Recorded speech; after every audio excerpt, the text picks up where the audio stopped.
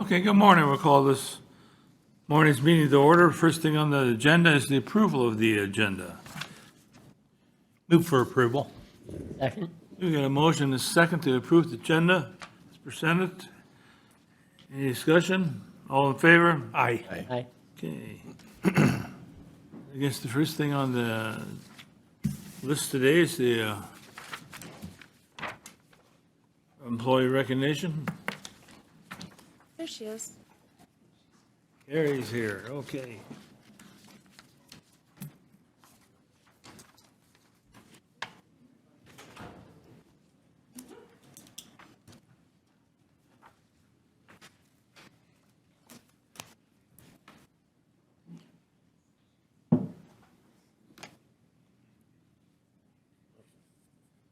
Okay, this morning we have our employee recognition.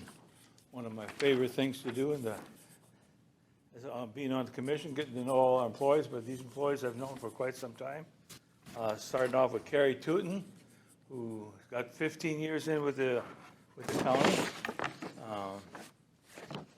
I've known Carrie, well, she was my best shortstop when I was coaching softball. I don't know, are you still playing softball? No, last year. Oh, okay. Last year, I'm done.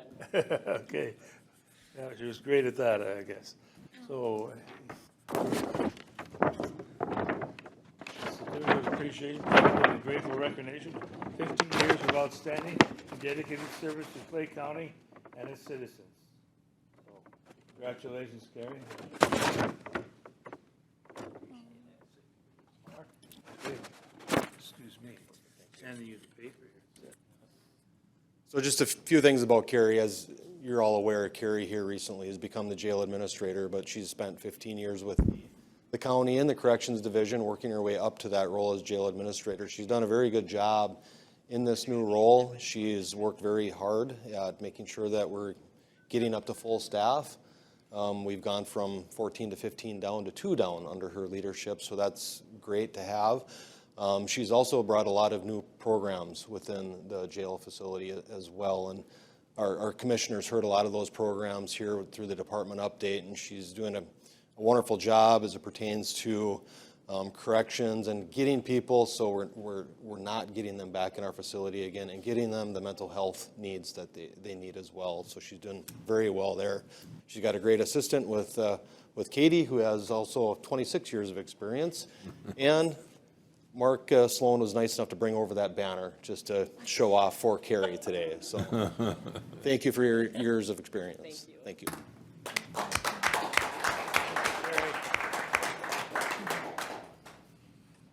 And our next one we've got is Susan Roll. She's got 30 years of service with the county. Congratulations there, Susan.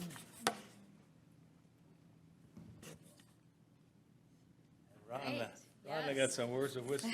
I sure do. Susan and I have grown up together 30 years here at Clay County, so we've been partners for a long time. As you know, Susan is our fiscal supervisor in our auditor's office, and when you see pretty colorful graphs and reports, that is thanks to Susan. She is attention to detail. She knows our budget in and out. She's very familiar with all of our programs, which is really actually kind of unique in terms of auditors and human service partnerships. When I talk with my counterparts around the state, they don't have that person in their auditing department that knows the programs as well as Susan does. She works with all of my managers on, monitoring program expenditures, but equally important is maximizing our revenues. So without Susan, we would be lost, and so I really appreciate her. Annually, when the board gets a letter from the state congratulating us on submitting all of our reports on time, that is thanks to the leadership of Susan. Sometimes I like to take the credit, but I can't. It is Susan. It is Susan, and working with all of our team to make sure those reports get in on time. So thank you, Susan.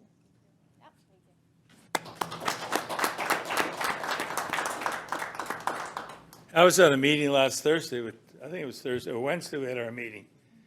And any question you asked, Susan had the answers there right for you. So I can verify what Rhonda's telling about her. She's a good employee.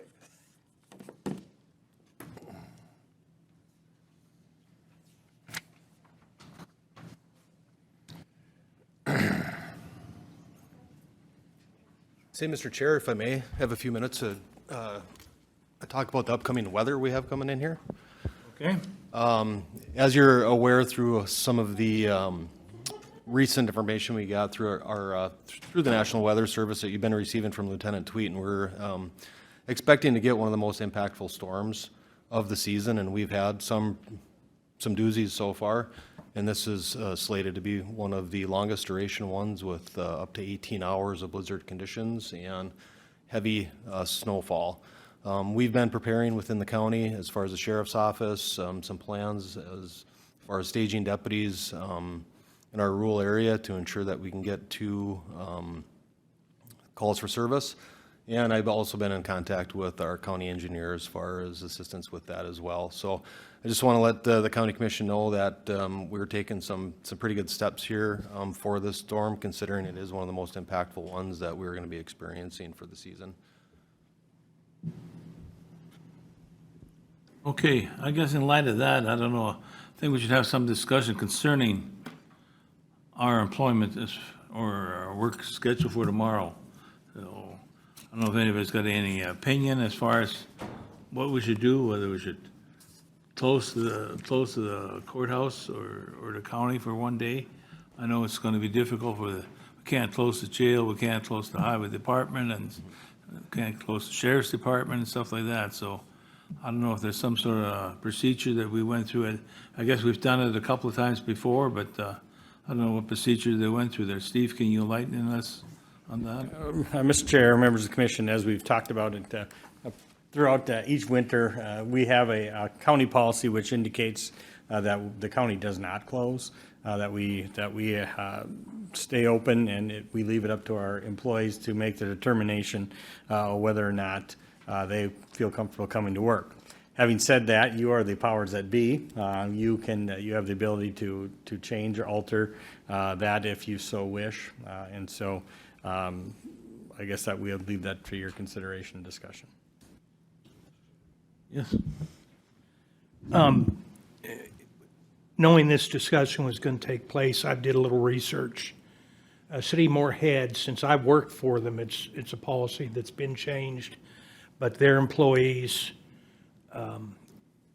when situations involving the weather, and it very seldom happens, what the employee over there told Deputy Chief Jacobson, who I contacted, is that if she's their union rep, and she said she can only recall it happening once or twice. But in situations like we're looking at in the next couple of days, they hope the city employees who can work remotely will do so, but people are allowed or advised to stay home and are paid for the workday, whether they can work remotely or not. That's also the policy of the federal government with their employees. I particularly, I think that puts us in a position of having to pay emergency workers who we expect to show up time and a half. And normally, I'm always suspect of elected officials who have this large S with public funds. Normally, I want us to watch what we're spending.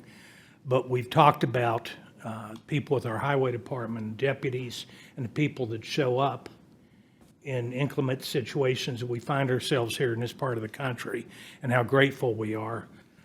I'm not sure what we're looking at in the next couple of days, time and a half, would be inappropriate.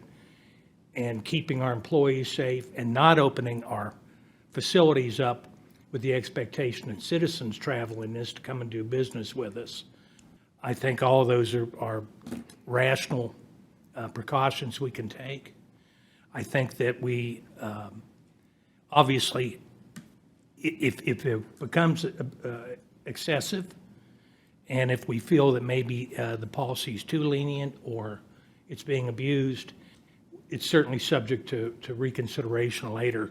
But looking at what we've got coming down the barrel at us in the next couple of days, I don't want our employees to feel like they're compelled to come into work, except for the ones, Sheriff Empting's people, the people we need to have to operate the snow plows. Those are folks that are indispensable when we have these kind of issues. But I don't want our facilities open.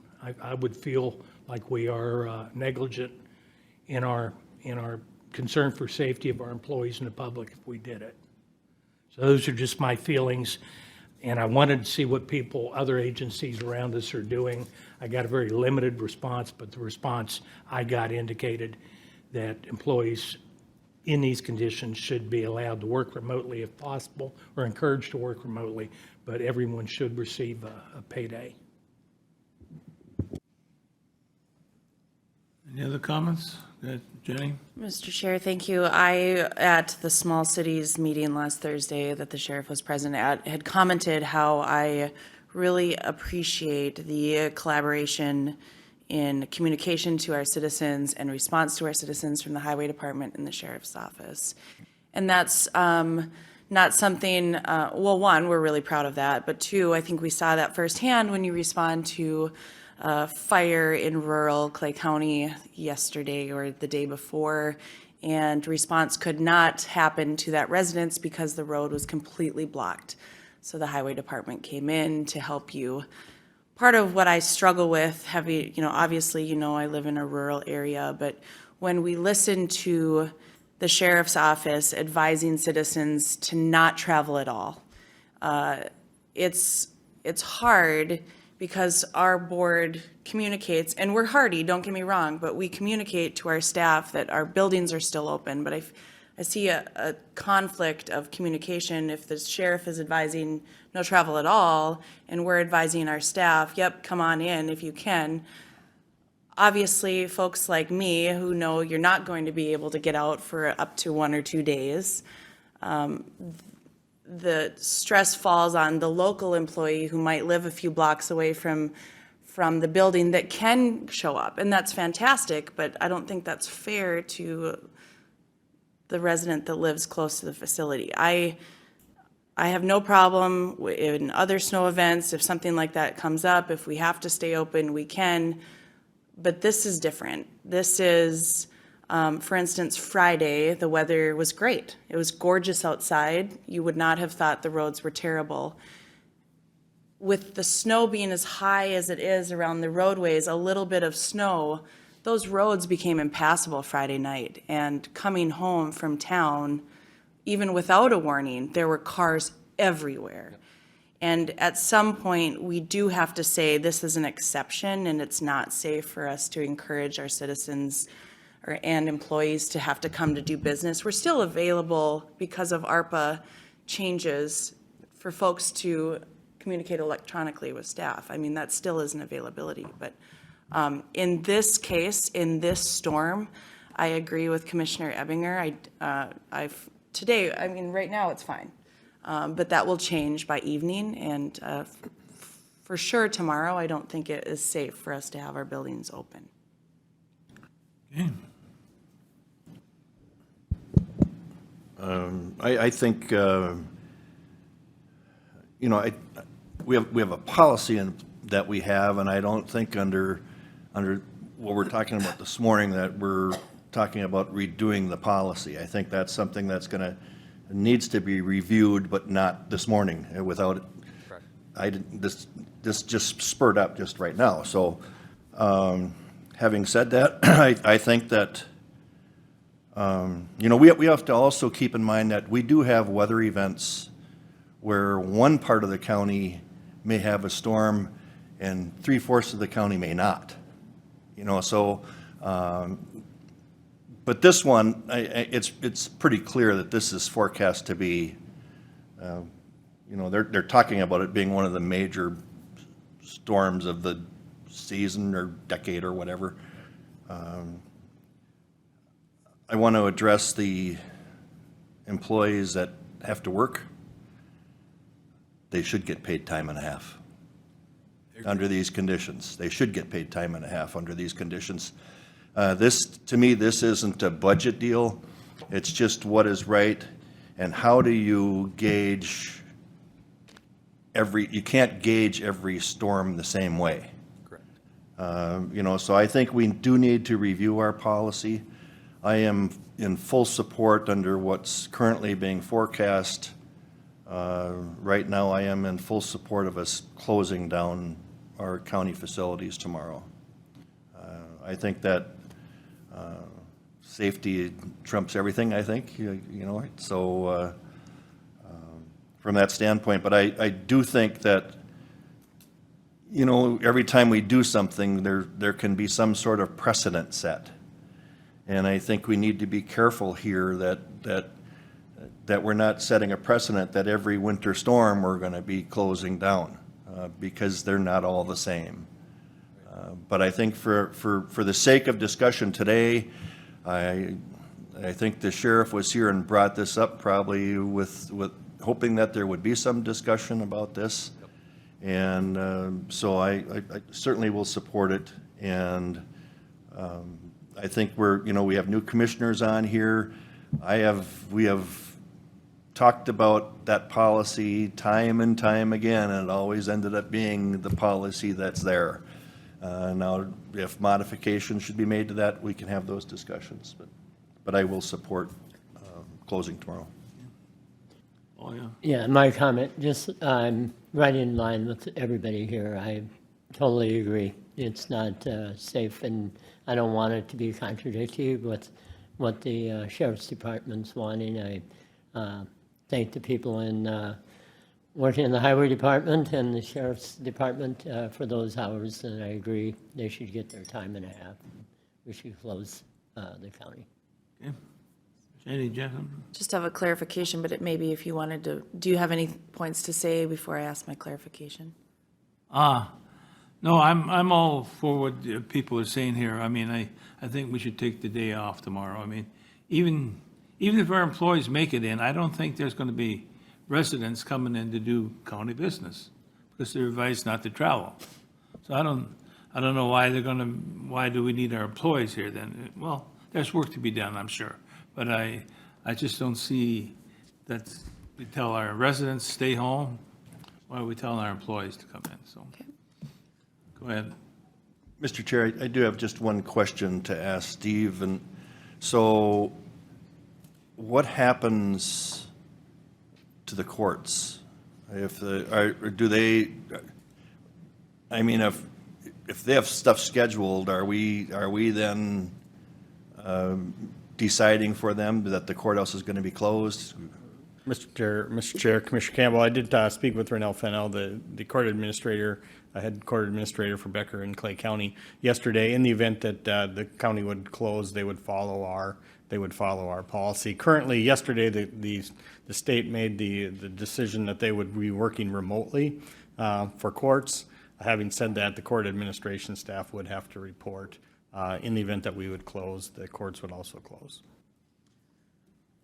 Mr. Chair, just a couple clarifications. One, if this board makes a motion to close tomorrow, which is what I think I'm gleaning from the conversation, in terms of Thursday, under advisement with the county sheriff and administration, then I would assume that would lay the power on the board chair to make a decision regarding Thursday based on the feedback that we're giving him now. Is that what I'm picking up?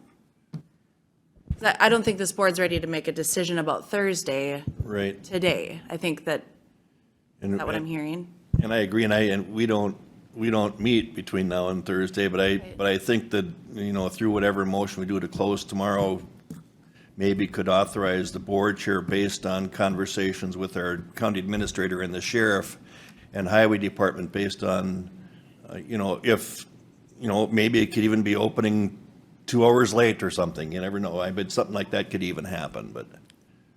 Okay, and then now that we have a communications coordinator, I think it would be really helpful, depending on what this board decides, to work with Jackie on what the announcement is. And I doubt that people will be top of mind paying taxes tomorrow. That will be their first thing top of mind. But we do have the ability for people to do that online if needed. So just making sure that we communicate any of those things in that announcement. And then my last piece would just be to clarify the discussion. And I would be happy to make a motion, but want to clarify this first. Based on what our administrator sent out yesterday, I think what I'm hearing is we're talking about option 3, which would be the county would be closing Thursday or Wednesday, staff being paid, highway and 24/7 operations are paid time and a half. Is that correct? And I've been asked by HR to have it be overtime, not time and a half, listed as overtime. Okay, and which is fine. Can we ask the sheriff for comment on what we're talking about? I fully support the closing for tomorrow, most definitely. I'm going to be working with Lieutenant Tweeten, and he's got a close eye on the weather and with the National Weather Service, and I'll be posting as much as I can as far as travel advisements and things of that nature. So I do support the board's decisions as far as closing tomorrow, and then also working with the county administrator and Justin Sorum and Mr. Chair about Thursday. Okay. Mr. Chair? Yes. I would be happy to make a motion that tomorrow, April 5th, county buildings will be closed, our staff will be paid, highway and 24/7 operations will be paid overtime, with the power for the board chair to make a decision on April 6th in collaboration with the county sheriff and administration. Second motion. Second. Okay. Okay, we got a motion and a second to close on Wednesday, the 5th. Is there any further discussion? Just a further question in regards to board or buildings being closed or locked. I did read that we had the ability to do that remotely. Is there anything this board needs to talk about with that, or you're good? No, I think, but Mark Sloan and Joe Olson have the ability to lock and unlock buildings based on, from a remote location. Okay, thank you. Mr. Chair. Yes.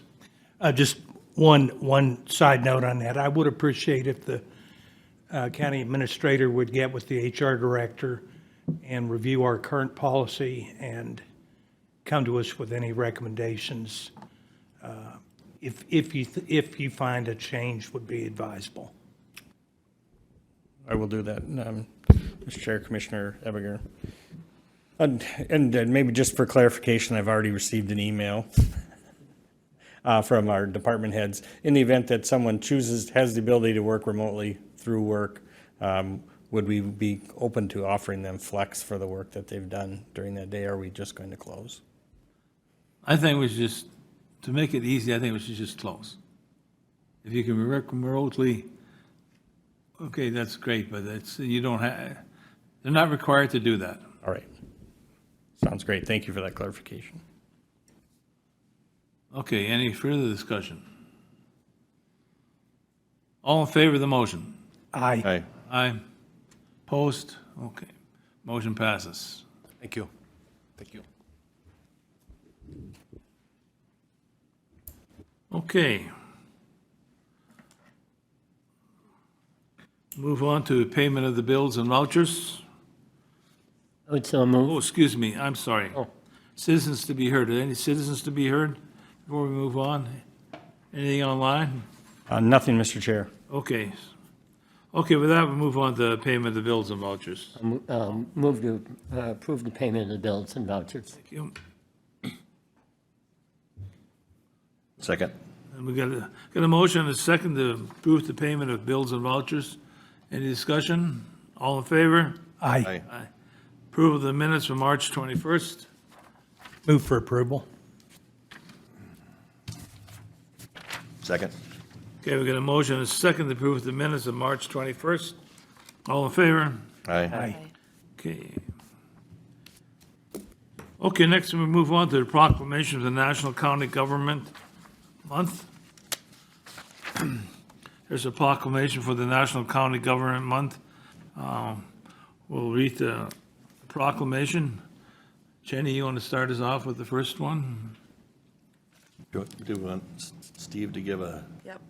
Oh, you want to give it? Mr. Chair, sure, certainly. Since 1991, NACO has recognized April as National County Government Month.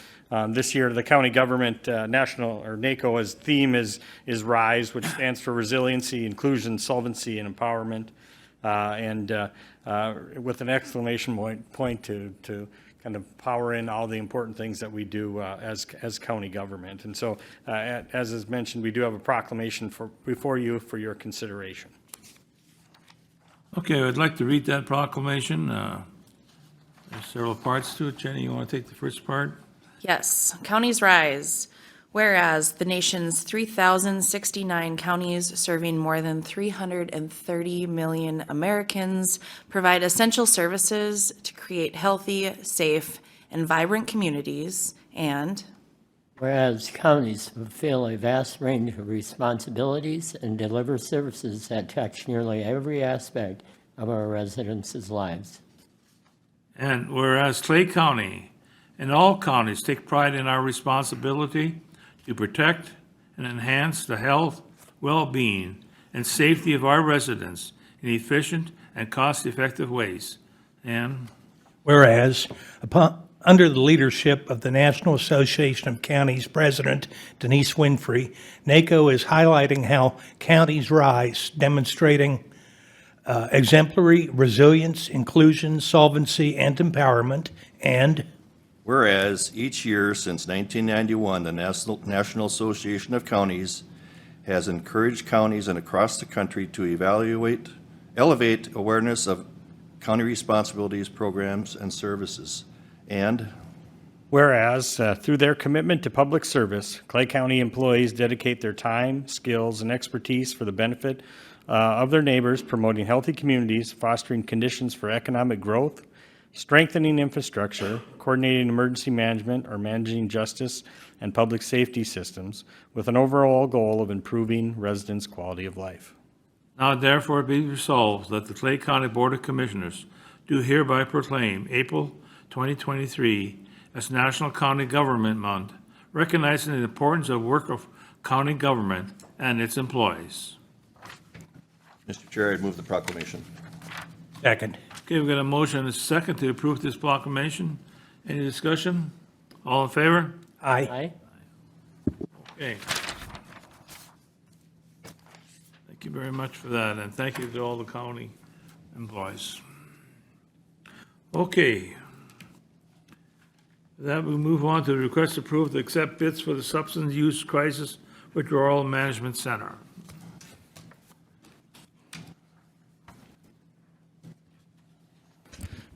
Good morning, Mr. Chair. Before you for your consideration this morning is the accepting of the bids for the Substance Use Withdrawal Management Project.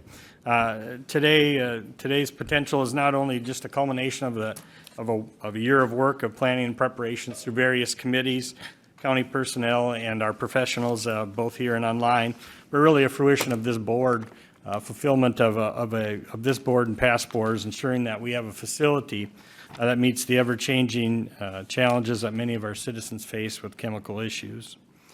Today we have Dan Kleiss from Gertz Construction. We also have Scott Fettig and Ryan Weber from Klein McCarthy online. They really did want to be here today, but they indicated that they didn't like me well enough to spend 3 days with me, and so they're joining us online. We'd planned to bring this before the commission this past week, but as you were made aware by Commissioner Campbell and Commissioner Mojo's updates, unfortunately, like some of our recent projects, we had a bids that came in higher than what we had anticipated. Over the last week and a half, the Finance Committee and subcommittees have met on multiple occasions with both the Gertz Construction, Klein McCarthy, and potential vendors, and did a significant amount of value engineering, which culminated into what you'll be presented to this morning. Having said that, we'll also show that we still have a funding gap based on what the board has brought forward as far as support from a financial plan that we'll have to have some discussion on. But with that, we'll first turn it over to Dan to have his presentation, unless anyone from the Financial Committee or Troy has any other comments before we go there. Go ahead, Dan. Well, thanks for having me here today to talk about your project. We've been working really hard over the last few weeks to try to get this closer and closer to your budget.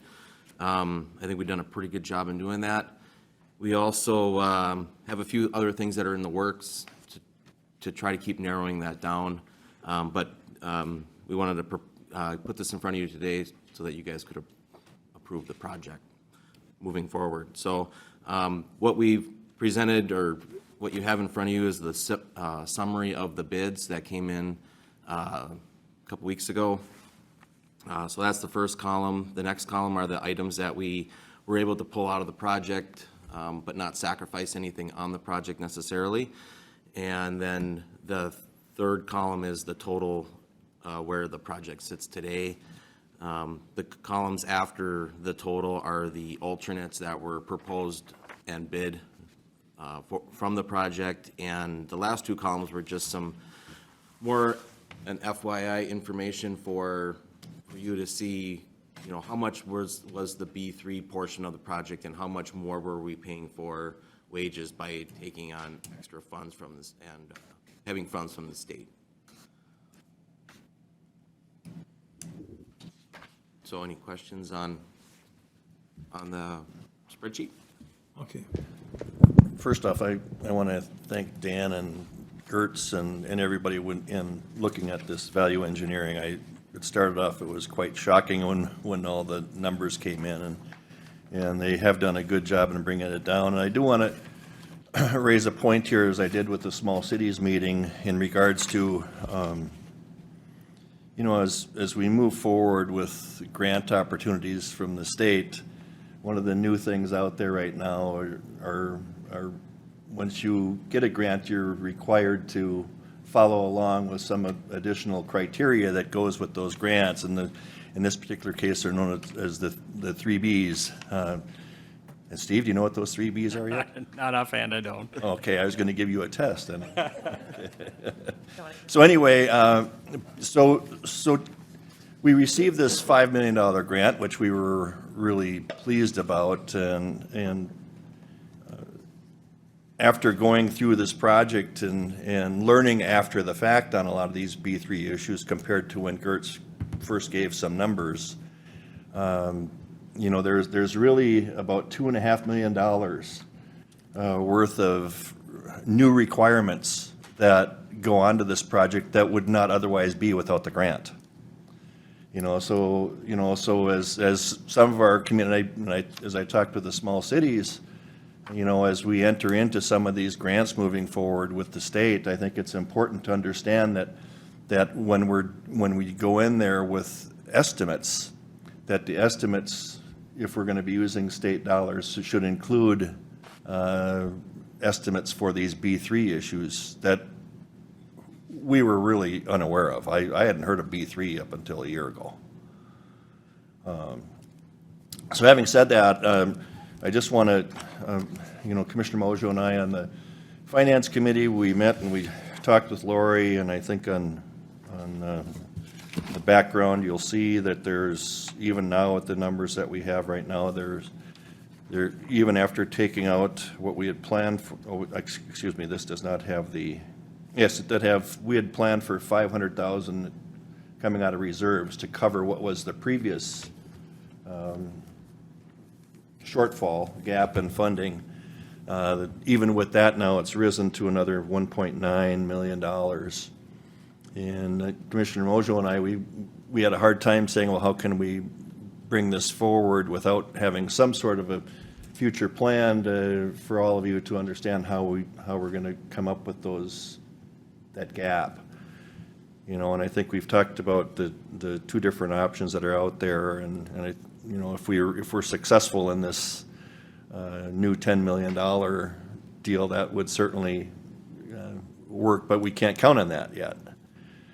So, you know, you almost have to count on it as though that's not going to happen, and with that, you know, this board is going to be faced with a decision we're going to have to make on our DMV. There's no question we're going to have to move from its current location. And so what we do with that is gonna also have a cost, and probably within, by the time we would use up the current funds that we have with this project, we should be making some decisions on the DMB project, whatever that would be. And so in the worst-case scenario, then we could incorporate this gap that we have into that project, into a future bond that would then be, we'd probably be looking, our first payment might be, it could be 3 years down the road before that first payment would happen. And, you know, hopefully, you know, in talking to Lori, that could be anywhere from a 10-year to a 20-year bond, and I'm hoping that those numbers, for example, when we did the bond on the resource recovery facility, that one, I think the annual payment on that was like $500,000. But I don't know that we'd be looking at that much money to bond on, even with this gap plus the other project. I don't think we're looking at anything near that. So moving forward, I think and I think that our goal as commissioners has always been to try to minimize any impacts to levies as a result of these capital projects. And I think we're going to be able to do that based on this plan. So I think, and Commissioner Moser may want to comment, but I do believe that we feel it's important to accept these bids today and move forward, and with the idea in mind that we do have a potential plan to cover that gap. Okay. Thank you. I think the B3 is buildings and benchmarks and beyond, even though there may be some other B word that people like to use for this. But I think the point of the matter is this is a vital need in our community. And through the conversations, we were concerned that we would get to a value engineering piece where we were starting to cut vital services to make way for what the B3 requirements were. And thank you to Steve and Gertz. I know you guys have put a lot of work into this document. I know for a fact you've put a lot of time into this document, so thank you for that. And I think we are really at a great place where we can make some significant steps toward completing what this vital project is. I agree with the comments from Commissioner Campbell. At first, it was quite jarring, and we were worried about how this board would support based on what the requirements were. But Commissioner Gross, as you've noted, the geothermal has been a great investment for your church, and we will see some savings going forward with that. And two, I think with bonding in the future, I'm hopeful that the interest rates might go down, because it's kind of wild right now. And so to make some big steps financially toward the payment of this, to not have to deal with a bond till maybe later, might see some savings as well with the project. I do want to comment that I'm grateful for the mechanism of delivery that we decided to go through, because when we did see a large increase, we did not see a change on the percentage of your agreement, so thank you for that. And even so, now that we've seen a reduction in that line item stays the same, so that's helpful for us. So I guess we can stand for any questions on what these bids really are. Gertz and company have relayed to us that they are really happy with the bids and agencies that submitted bids to work on this. But certainly any questions, we'd be happy to field. Mr. Chair, I do want to just add something if I could too. So in our process in the value engineering, we did elect to leave out some of the, there was, I think, 3 different add-on, wasn't there separate add-on bids or something that, alternate bids. There was 2 of them that we decided not to use. Yeah, so included in that process, there were 2 alternate bids that we elected not to move forward with in our recommendation. Go ahead, Dave. Not a question, just an observation. I appreciate Commissioner Campbell and Commissioner Mojo's input on this.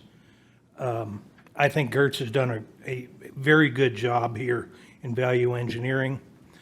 And although I was a little disturbed when I heard the gap initially, and put it in a football terminology, which my wife gets sick of me doing that, but we were hoping we'd score a touchdown with this, but we got a 1st and 10. It is a shame that the state has some hidden costs that come, strings attached to the money that we've received to get this project done. But we can commiserate about that all we want. We still have to get the work done, and that's been done here. And this county has got a history of being able to make sound fiscal decisions and progress and build and get the resources that we need to operate and our citizens need from us. And I think this is a good plan. I think everybody that's been involved, the Finance Committee, Gertz, Mr. Larson, have done a good job on this, and I am very comfortable with where we're at right now. If I could, I would also like to add that Klein McCarthy was very helpful too, even in the work on the, on some of the after-the-fact costs. They were very helpful in helping us determine what areas we could have value engineering and where, as Commissioner Mojo said, where we had to draw the line on this and say, no, this is important, where we needed to keep it. So, I mean, it was a good effort by an awful lot of intelligent people that helped bring us forward on this, so. I apologize, I did not mean to leave them out, but I don't have a screen right. And Mr. Chair, as we share the kudos to people, I also want to point out Joe Olson has been at every one of those meetings and subcommittee meetings, and so he's been an important player in providing feedback to the committee of what is an acceptable change moving forward, so, for the county. I do have, excuse me, Paul, I do have to agree with, we need this project. If there's anybody against this project, Troy, I'd like you to arrange a tour of your place right now. So let's see if we can change their mind, but I know there's additional costs to that, but hopefully that extra 10 million that we're trying to get from the state will help out, but hopefully we can get that, so keep working on that, right? I think those are actually federal dollars, but. Yeah, federal, okay, thank you, very good. Paul? Yeah, just real quick, I don't want to restate everything being said. Certainly agree in moving forward. I do, the part that makes me more comfortable is you see a path forward with cash flow, that we can do this without, trying to avoid any levies and keep it, in our primary purposes, doing these bricks and mortar type things on, through grants and the funds that we work through without a levy. So fully support it. Okay, Yeah. Mr. Chair, I would move that we accept the bids presented by Gertz on this project. I'll second the motion. Okay. Before we go to voting on that, do we have Klein McCarthy, is there any comments to make from Scott? Do you have anything? Or don't we have Scott or Ryan on there? No, you got me. No, I think everybody did a good job, so I don't really think I have a whole lot more to add, which will surprise you today. It surprises me that you don't say anything. So. I do have one. Okay.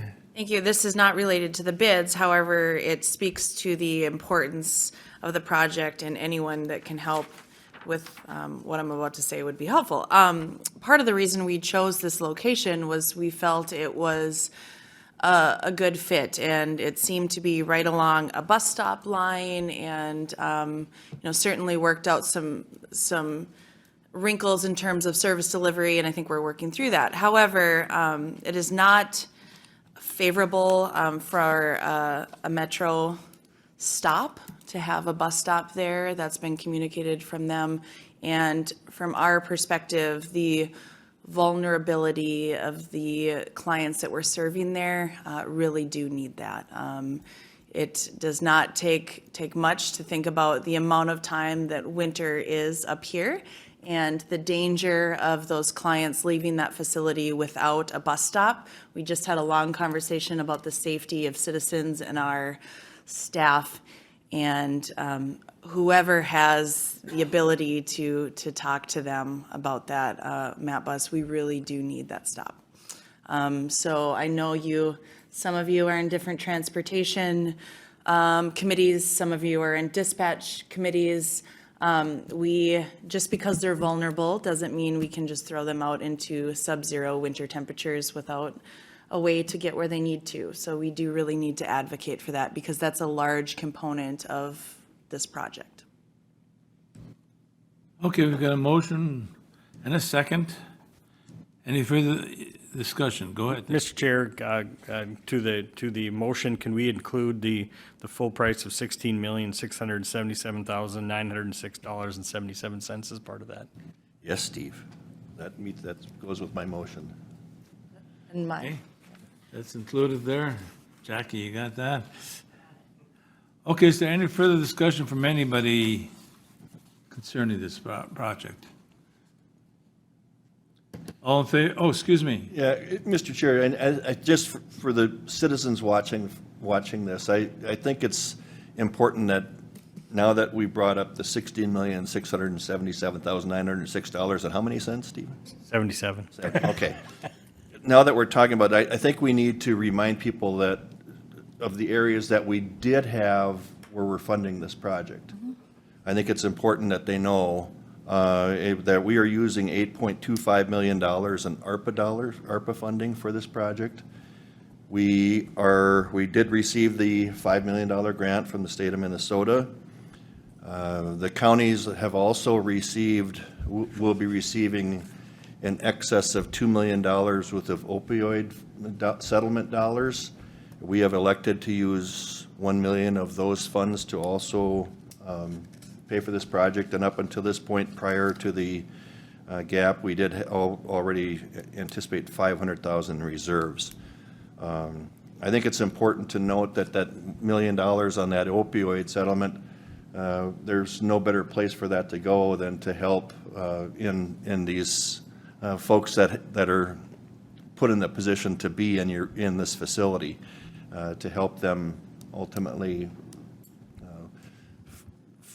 help them find resources to get off of those types of drugs or what have you. So, but I think it's important that the citizens know where these dollars came from, and that's why I did that. Thank you for that update. Okay, all in favor of the motion? Aye. Opposed?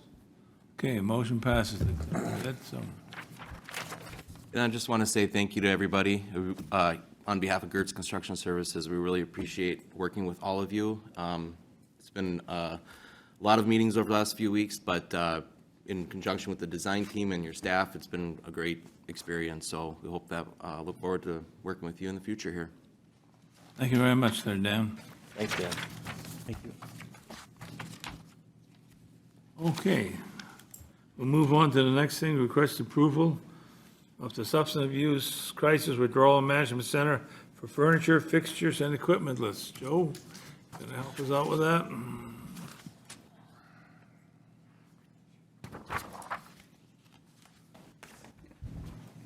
Looks like you got quite a list there.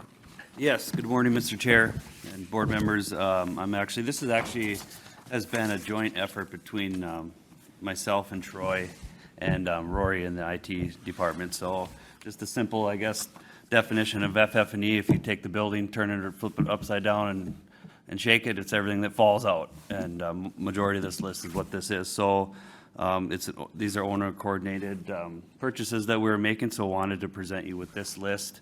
The total of this list is $663,232.17. And this price is factored in the previous dollar amount that you just approved within the project. So, but we wanted to come and present this list to you and There's one important, I guess, procurement note is half of this is furniture that Troy has worked with our furniture vendors who are within the project, designing it with us.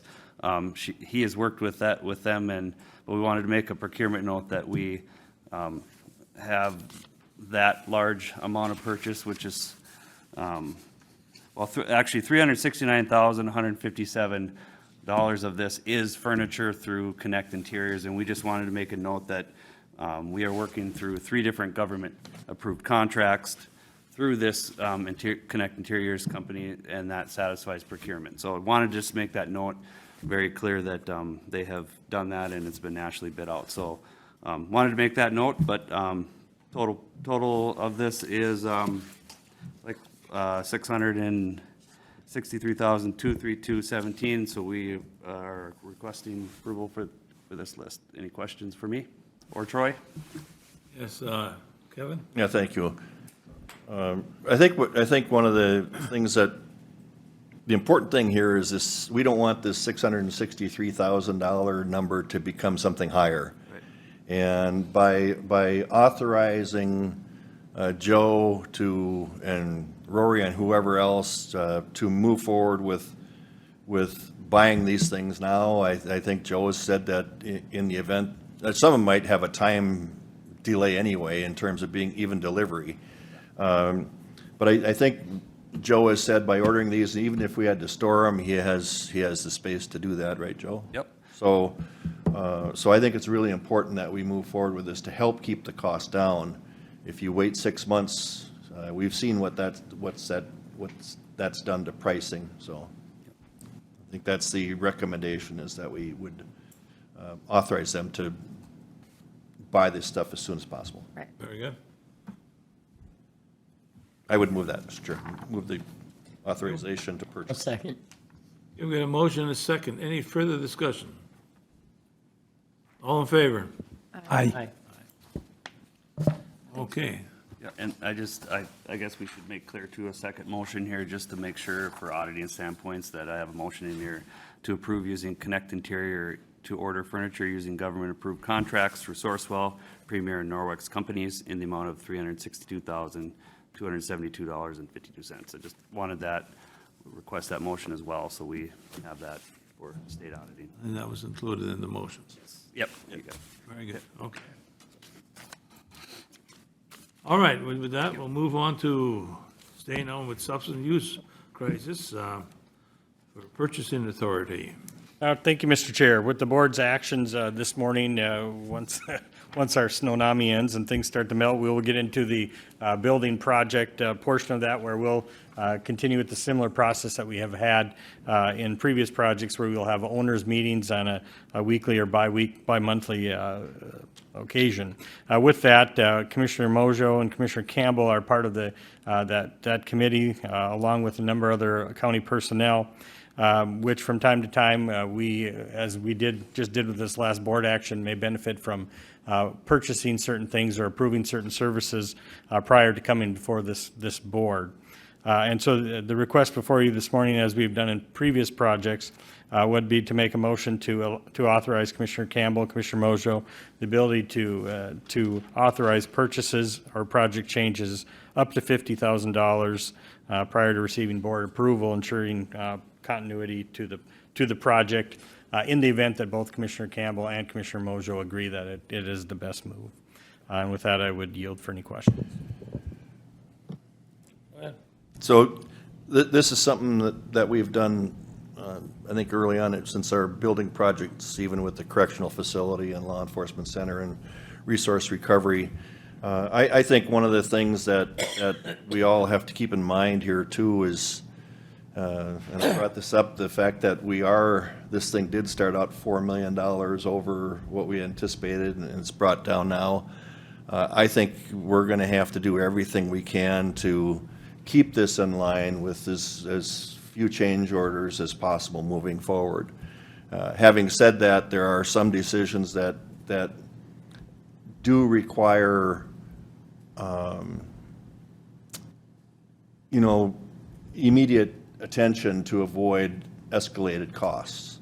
And I think in the past, having that authority to do that has saved the county potential increased costs. And I think that's the purpose of this right now, is to allow that. And It scares me when I see over $50,000 change orders, you know, we just approved the $16 million on it already, so, okay. Go ahead, Dave. Yeah, we've had this provision all the way back to the law enforcement center and the construction of the correction facility, so it's proven necessary. So I'm going to make a motion that we approve this authorization for Commissioner Mojo and Campbell to approve up to $50,000 worth of change on this prior to board approval. No second. Okay, we're going to motion and a second to approve the approval of the $50,000 approval. Any further discussion? Mr. Oh, Chair, oh, Mr. good. Chair, All right. if I could, just a note to your question. We do have, within the handout that you have, we do have contingencies, as we have had with all of our other projects of over $400,000. So to hopefully solve or help with the concern is that we do have funding set aside to address some of those issues. Just to calm me down, huh? Very good, thank you. It's going to take a lot more than that. Okay, no further discussion, all in favor of the vote? Aye. Excuse me, motion. Okay. Very good, approved. Thank you, Board.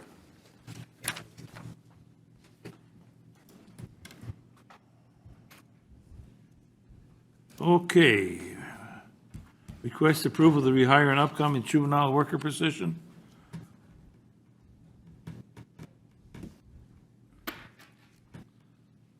That's what you've been waiting for all this time, huh? Morning, Mr. Chair and Board. Morning. We're here requesting permission to fill an upcoming vacant position. This is a budgeted juvenile detention worker position in the non-secure program. The employee's last day is April 14th. Mr. Chair, I'll make a motion to approve the request with Second. the potential for backfill. Second. Okay, we've got a motion and a second to approve the filling of the position. Any discussion? Yeah, thank you, Mr. Chair. I think one of the reasons that we like to have you come here is to, not necessarily just to rubber stamp these things, but also maybe to have a little, I would like to know from your standpoint, how is that going when we're being able to find new people? Have you seen some improvement in that regard versus a few months ago, we were struggling being able to get people hired into different positions? What are you seeing now? Well, since the increase of the variable hour, Hey, get that close to you if you can. since the increase in the variable hour wage, that has helped kind of feed that full-time opening, when we have a full-time opening position. And so, many of our shifts are scheduled, budgeted for variable hour staff. And so typically these are staff who are maybe in college or just out of college. They're starting their career, and so might be looking for full-time work. And so they're in the wings, so to speak, and then when there is a full-time position open, generally that's where our applicant pool comes from. So we're pretty confident, especially in this particular opening, that we'll find someone pretty quickly. Well, that's encouraging to hear. And then the other point is, anytime we're looking for somebody, that means somebody left. And do we find out internally why people are leaving? Yes, the most the turnover that we've had, by and large, speaking regarding the variable hour staff, they're typically, like I said, younger. They're college or right out of college, more of a transient population, eager to move at times, not settled or rooted down. So turnover for them is, well, I found a job back home, if they're here at one of the 3 or 4 universities studying, maybe they'll move home or they'll find a job in their area of study. This particular opening, this employee was with us for 4 years and moved on into the legal field. And so we working at a law firm. And so as our employees, work towards their career goals, they, branch out in different ways. And so we find that some really enjoy the work at the Juvenile Center and they'll stay. Others use it to gain experience. And so it's hard to say, it's case by case, but generally with the variable hour staff, we find that with graduation comes moving on, or if they're attending grad school, they'll stay on, et cetera. Or they'll wait, like I say, in the wings for open positions. So. You've described millennials, I think. Okay. Thank you. Okay. Okay, we've got a motion and a second. Any further discussion? All in favor? Aye. Okay, Thank you. get them hired. Okay, with that, we'll move into our annual department updates. Mark, Home with Information Services starts out.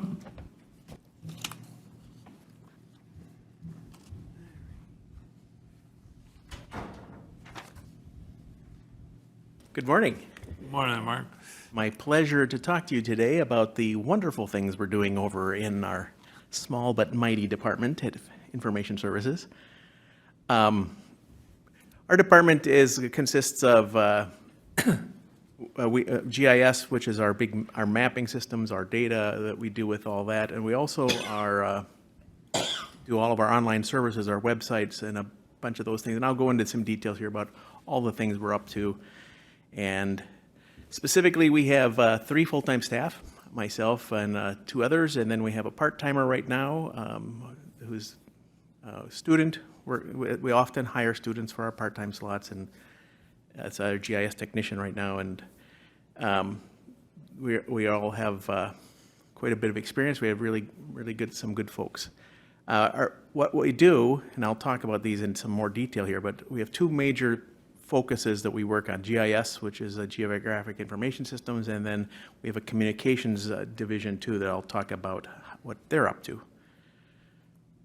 All right, so in GIS, we are responsible for all of the geographical or geospatial information for Clay County, which is about 480 layers of information, and we try to keep that as current and accurate as we can. We're updating that stuff every single day, and we are also trying to figure out new ways to deliver that information to the people that need it.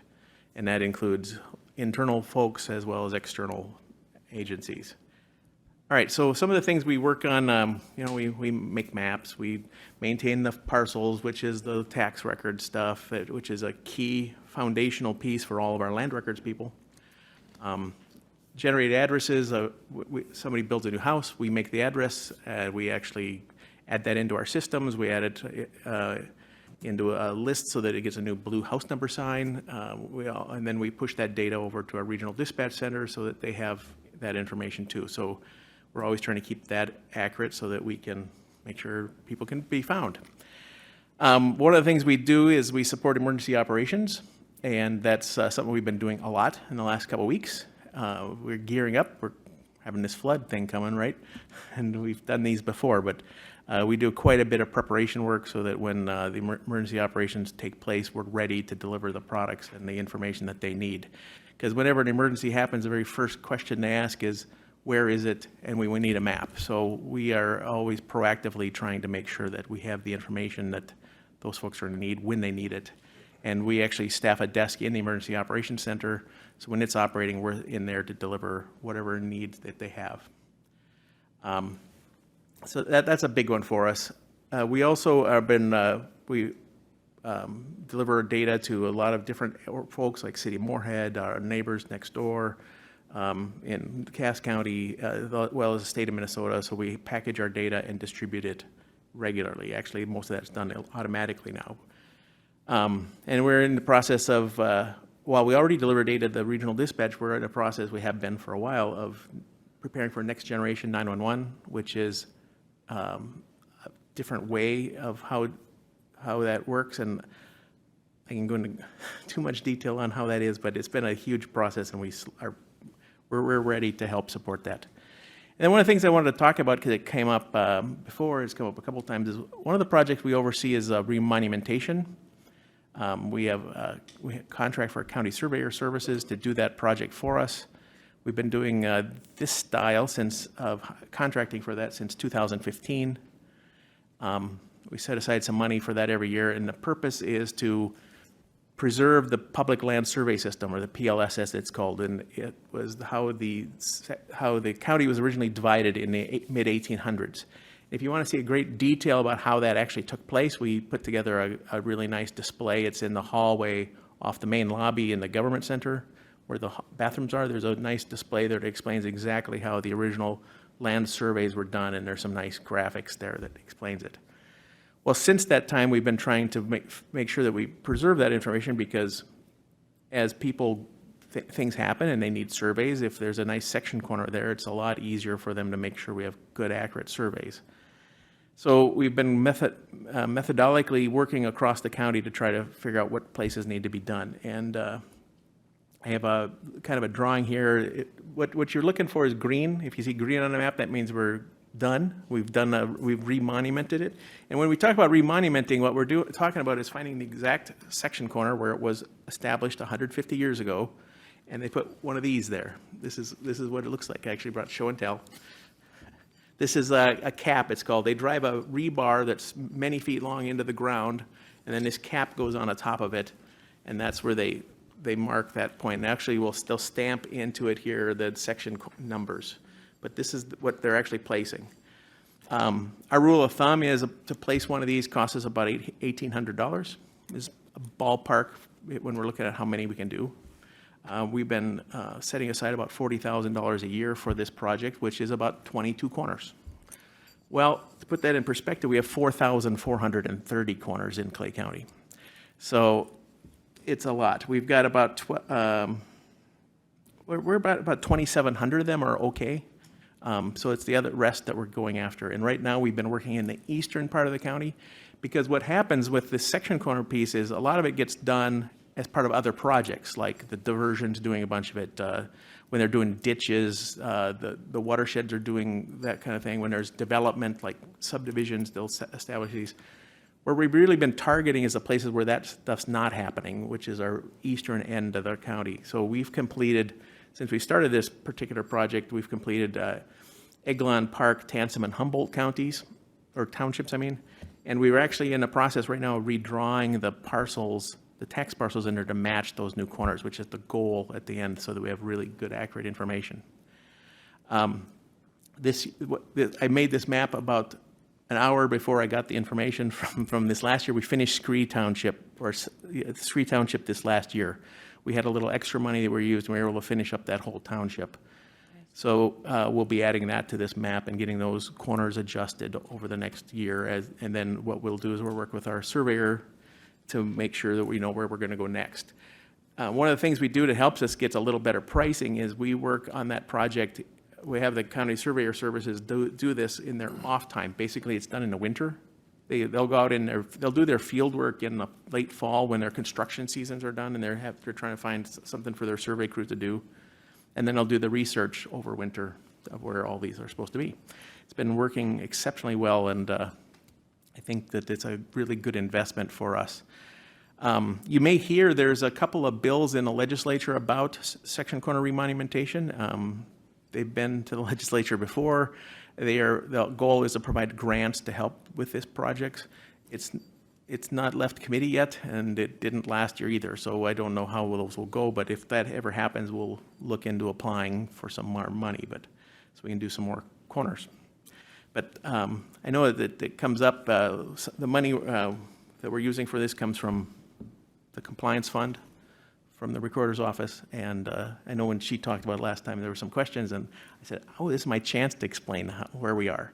So we're doing very well, and we'll slowly work our way up the east side of the county and then finish the rest. Mark, just, I have one question. Do we ever have an instance where they're moved or something like that, that people pull them out, or? Yeah, that happens all the time. Oh. They'll get destroyed. It's really common for them to get destroyed. They're right on the section corner. Yeah. Well, that's right where we put the road. So during road construction projects, they get, and at part of that, they'll have to put them back. But some places, yeah, they get destroyed, or they'll get, sometimes we've had issues where there's more than one. So then there's a big project in there about how to make sure which one's the right one. Yeah, and that's one of the things we're doing as a county, is helping make sure that that's correct, and fixing those kind of things, because the private sector doesn't want to spend those resources if they don't have to. And it's good, it saves us, our citizens, money at the end of the day. Okay, so that's some of that. One of the things I want to talk a little bit more is about our communication side. We take care of all of the website, which is 4,000 pages of information on it, along with 5,000 documents attached to it. We've got social media platforms, Facebook, Twitter, and YouTube.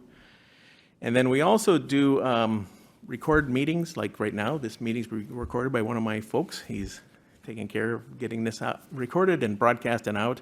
We do a lot of other types of those type of recordings, or other graphics type things.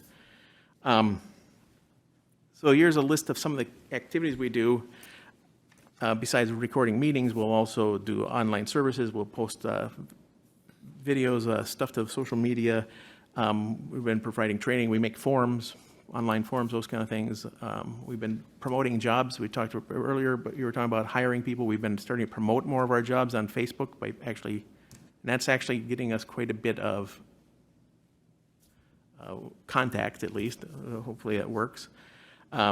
We do a lot of work where we develop graphics and images. Our graphic division does that.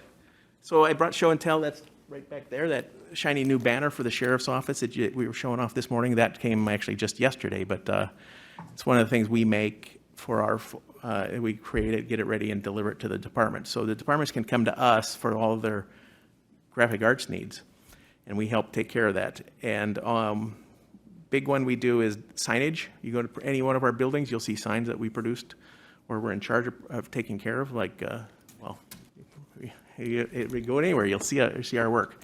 And then digital signage, we have digital signage in 5 of our buildings. We manage those systems also. So I brought along some pictures of some of the things we do here. If you haven't had a chance to see it, we've got a video out there for recruiting corrections officer. Actually, scan the QR code on a poster behind me, you'll get to go see it. It's pretty slick. We did that one. That's out to the public to try to make it, make people want to apply here. We're also right now producing a video for the corrections folks that is a training video that teaches people, staff, how to do their job. So we have a lot of that kind of capability, and we try to make sure that everybody that needs us, we can help with them. Now we've got Jackie and her role. We work closely with her. She works very closely with us to make sure things are going along nicely. Like a really good example will be today, because of some things you folks did a few minutes ago. My folks are already churning out graphics for us being closed tomorrow. So by end of day today, we'll have signs on, I hope they're listening. We'll have signs on the doors of all of our buildings that we're closed tomorrow. We'll also have news flashes out on our website, social media platforms. That will all happen yet today, that we're going to be closed tomorrow. And where we'll need your help is who else we need to notify, media specifically. So we'll get all that happening yet today. So we're always adapting and trying to make sure that we're providing what is needed out there. got a bunch of things we'll do this year, which is basically keep things going like we try to do all the time and try to adapt to what people need. And one of the things we'll do this year, and I actually forgot to put it on my slide, is we're going to do a redesign on our website. And I may ask for a commissioner to provide some guidance on that committee for a little bit. We'll have a committee that basically gets us going. And we'll do that after flood, as we have stuff that we're saving till after flood, right? Because we'll be pretty busy before that. But we're going to look at how much we want to redesign, what it looks like. It's something we do every 4 or 5 years. And we're going to see what kind of change we want to make to the website. Let's see, so we strive to get the information to our people. And, I like see sandbags. I thought that was fun. And then I'm hoping for spring, so I put this last slide here. Any questions? No questions, but just a comment. Thanks also. I agree. The work that your staff has been doing this year has been great. So thanks so much. It's also really great to see you here. I know you've had your own challenges, so I'm glad you're here. But to have folks have the ability to tune in, to watch these meetings when convenient for them is very helpful, to make sure that our government is transparent as possible. Exactly. And one last thing I wanted to say, just because for unforeseen reasons, I was gone for a significant period earlier this year, and my wife also works for Clay County, so it's a great place to work, and it was a really good reminder how amazing this place is to work. My staff, my wife's department, some other departments all stepped up to help us. They brought us food, they did a lot of different things, and it was a really humbling experience of how supportive the community of all of our employees are. And I think probably one of the greatest things I can say for my folks is I didn't have to worry about what they were doing. They took care of everything they needed to take care of while I was out, and it all turned out very well. So I couldn't be prouder of them. Good. Yeah. Mr. Thank you. Yeah, thank you, Mark, and welcome. I'm glad you're back as well. You made a request about maybe after this flood stuff and reviewing, and I always like to volunteer somebody else's services to help, and I think this would be a perfect fit for Commissioner Mojo to help you with that on behalf of the board. I'll admit she's probably a little bit more computer savvy than the rest of us on here might be, so, except maybe for Frank. Yeah, I got Good. But I think just so once you're ready to go with that, as far as I'm concerned, I think that Commissioner Mojo would be a good fit for that. Yeah, if you need an extra computer, I got one. Yeah, my children would just roll their eyes and think that I'm, ancient and can't figure that out, so.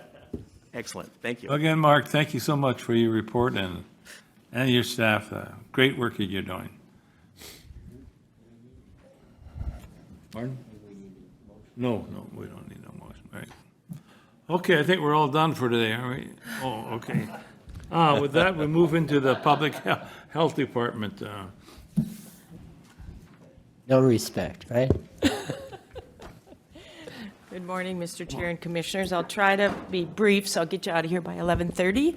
I hope that's acceptable. We'll be cut off before then. You could hang around that long. And maybe the county administrator will buy you lunch, I don't know. Okay, let me introduce our newest supervisor, Liz. She's not a new employee. She's been around for a while. You may have not seen her before, though I don't know if she's been to the board. So she is supervising family health, the clinic, school health, daycare, blah, blah, blah. Welcome. So she'll talk about that in a little bit. And to my left is someone maybe you haven't met before, but Troy, he's the detox director, so you know him. The others, we have other supervisors and managers that just had conflicts today, so they couldn't make it, unfortunately. So do I just, Jackie, have to click? Okay. Thank you for setting this up. So we're going to talk about public health. We have our mission statement and our vision statement, which is about healthy people, healthy communities. And our mission, of course, is to assure optimal health for all of our employees, or all of our residents, sorry. And so this will be the brief overview, Mr. Chair, that won't take too long. We're going to cover, we'll do the high level overview, looking at our work, our programs, a look back on the pandemic and some health concerns. Here's the management team. So these are all of the individuals that are in charge of programs. We still have an open position yet for our adult health supervisor. So that one is not filled. The rest of them are here. Our programs and staff, this is just how many staff we have in the various programs. And you can see we have a number of open positions that we're still trying to fill. Adult health and family health is registered nurses. So as I've mentioned before, and I think it's pretty evident, it's a real challenge to recruit registered nurses. Health promotion has a couple open positions as well. Those would be grant, underneath a grant. And detox, there are open positions on a regular basis, so we didn't put all of those in. We have some variable hour positions, but we also have an RN supervisor that is not yet filled as well. This is our public health org chart, so just kind of describes the organization. As you note on the left, it's not a very nice org chart. We'll have to improve this one, but we have also a community health board, which is made up of the 4 counties surrounding us, and I can talk about that in a little bit. And then all of our program areas and the areas that we provide services for. Our adult health programs. So these are the nurses that are providing assessments, screenings. They work with a lot of health plans within this area and state health plans. So those that are on MA are on waiver services or Medicare and Minnesota and MA. So there's a number of programs in this area. You can see the number of clients that we serve on a regular basis. We're serving clients within the community, and really the goal is to keep them safely in their homes as long as possible, to reduce the number of clients that are would go to a long-term care facility that could still be safely kept in their homes. The case managers really work with organizations in our communities. So we are not providing direct service for the clients in their home, but we coordinate the services that are going to be placed, for instance, like a skilled home care facility or a home health aid, other services that need to be there. So the case manager is really coordinating with all those services to keep individuals home. We also see individuals in the nursing home that need a little coordination. So we have a nurse that goes in, 2 nurses that go into the nursing homes also to assist with those that, mostly in assisted living, that need some coordination of care. And I will turn this over to Liz. This is her area that she is supervising, so nothing like putting you on the spot early on, Liz. Oh, you need to, sorry. Yeah, turn that on. There you go. Mr. Chair. So very proud of our family health team, and that also includes our clinic. You can see our areas there. So our family home visiting programs are evidence-based home visiting programs. We have 2 of them currently, and our nurses serve families. We enroll prenatal clients and serve them up until their child turns 2. And we're in the homes on either a weekly or twice a month basis with those families. So they're very intensive and purposeful to help support families with whatever goals that they're working on. It's very strength-based. They're provided by, like Kathy had said, we have registered nurses that are public health nurses. So lots of experience on our team, and we're excited to continue to grow, continue to enroll families.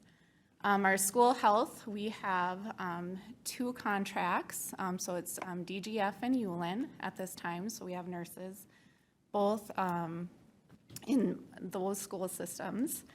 And our public health clinic, you can see our clinic services there as far as primarily providing immunizations to our community. We also provide drug screens, which those are mostly referred to us primarily from social services. And then we also provide car seat distribution and education. So we're able to provide that through health plans so that it's no charge to families who qualify for those seats to make sure that their kids are safe when they're out on the roads. And then we also provide daycare consulting, so that is provided by our public health nurses. And for any child care center who has infants, we're in there monthly to review any medications that the children are on, making sure that the staff are, administering those correctly, looking at healthcare policies for sure on an annual basis. So we have 6 current centers that we are on a monthly basis. We have 1 that's on a quarterly basis, and then 2 that are on an annual basis, which includes CAP-LP. So that's our one that is not a child care center yet. We provide that healthcare consulting for that site. Do you announce when you're going to come there to their places? Are they aware of when you're coming? They are aware, yes. Yeah. We also, if there's any time that we would need to stop in, we have a very good working relationship with them. It's a very supportive role to help to make sure that the centers are following the health and safety practices. Okay. Yes. Thank you. Yeah. So, any other questions on family health or clinic? Thank you, Liz. And let's see. We didn't throw you off there, Kathy. did we? Well, just some things didn't come up on the screen. I'm not sure why. Oh, there we go. The technology person. This is our health promotion area, and Rory could not be here, but there's a number of things going on within the health promotion. Partnership for Health is our 4-county funded responsibility to work on a number of things across the 4 counties. So that there's a group of 4 or 5 individuals that work on community gardens, building communities for active living, work site wellness, and those types of things. So they're active in all 4 of those.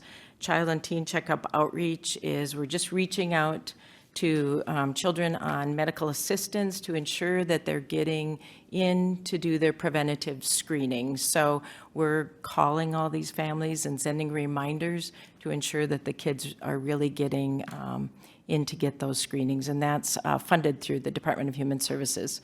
It's really quite effective when we can text families. That's usually what they're most responsive to the text messages to get your children in for screenings. That includes dental as well. Positive community norms, it's applying the science of the positive for substance use prevention. So the latest research is to take the angle of a positive norm. So that's happening in the school systems. We have a public health analyst who is responsible for coordinating and facilitating our community health assessment and community health improvement plan, and I will talk about that in a little bit. We also have a data epi infrastructure grant, so we're looking at all of the data that public health utilizes within all of our program areas. We still have our diversity, equity, and inclusion person that is working in the health promotion area and working to reduce health disparities, still working with, was really instrumental during COVID, but is also ongoing, working within those priority groups. We have suicide prevention, so that's building protective factors and reducing risk factors in schools and communities, so another area that's quite large. And then the People Project, based on the mental well-being cohort. So they have a lot of things going on in the health promotion area on a regular basis. Our WIC program, so we provide WIC services. They're in the same on first floor with our public health clinic. And it's really nutrition and breastfeeding, helps young families to be healthy. They talk about healthy foods, meal planning, referrals to community resources, and of course, family support. And you can see the numbers of our WIC clients. We serve a large number. And during COVID, we were required to serve those clients remotely. That was really new. They always had to be face-to-face. We were able to and required by the state to do remote. And as you can see by the numbers, they really stayed up there. So many families found it really beneficial to be able to still meet remotely. They didn't have to bring their children in. Some of them have large families, so they didn't have to bring their children in. So we really were impressed at how this program continued to stay really engaged. So remote worked very well for this WIC program. That was really amazing. And in times, it was even higher number because families could be remote versus coming into the office. So it's been very effective. Is that option still available? It is, yes. The state has requested that we continue that option, and we really are in contact. The WIC staff are in contact with the medical physicians and nurse practitioners on these families to coordinate getting their screenings like lead testing and hemoglobin. So it's really been a good service. So Do you feel that option has reduced no-shows? You know, that's a good question. I didn't ask that, but looking at the numbers, it probably would have, because it's just so convenient for them to be able to do remote, and it saves time, particularly for those that may have to take a bus to come over here and some other transportation that they don't have, if they don't have a vehicle on their own. So I think those really, we were able to serve those without worrying. They had to not worry about their transportation. So it probably did. I'll have to check that out. That's a really good question about percentage of no-shows before and what we're seeing now. Thank you. What type of communication do they need? Do they need a computer or just a phone or? Either or, yeah. They can, and so many of them have a cell phone. We can remote with their cell phone, or if they have a laptop. That works pretty well. If they don't, they certainly can come in as well. Our environmental health, of course, we do all of the food, pool, and lodging inspections across Moorhead, Clay County. We've had this program for a long time. Our program manager also has to manage, as a community health board, we work across the 4 counties. So our program manager also has to manage the folks in Otter Tail. We provide services in Wilkin with our 2 people in this program area. And Becker is actually still underneath the state food, pool, and lodging program. So we don't work with Becker. The state takes care of their licensing and inspections. Also, our program manager does a lot with demolitions, plan reviews, nuisance complaints and other complaints, rural and urban septic systems. He's the only one that's septic certified in our environmental health area, so he's required to do all of those inspections and certifications.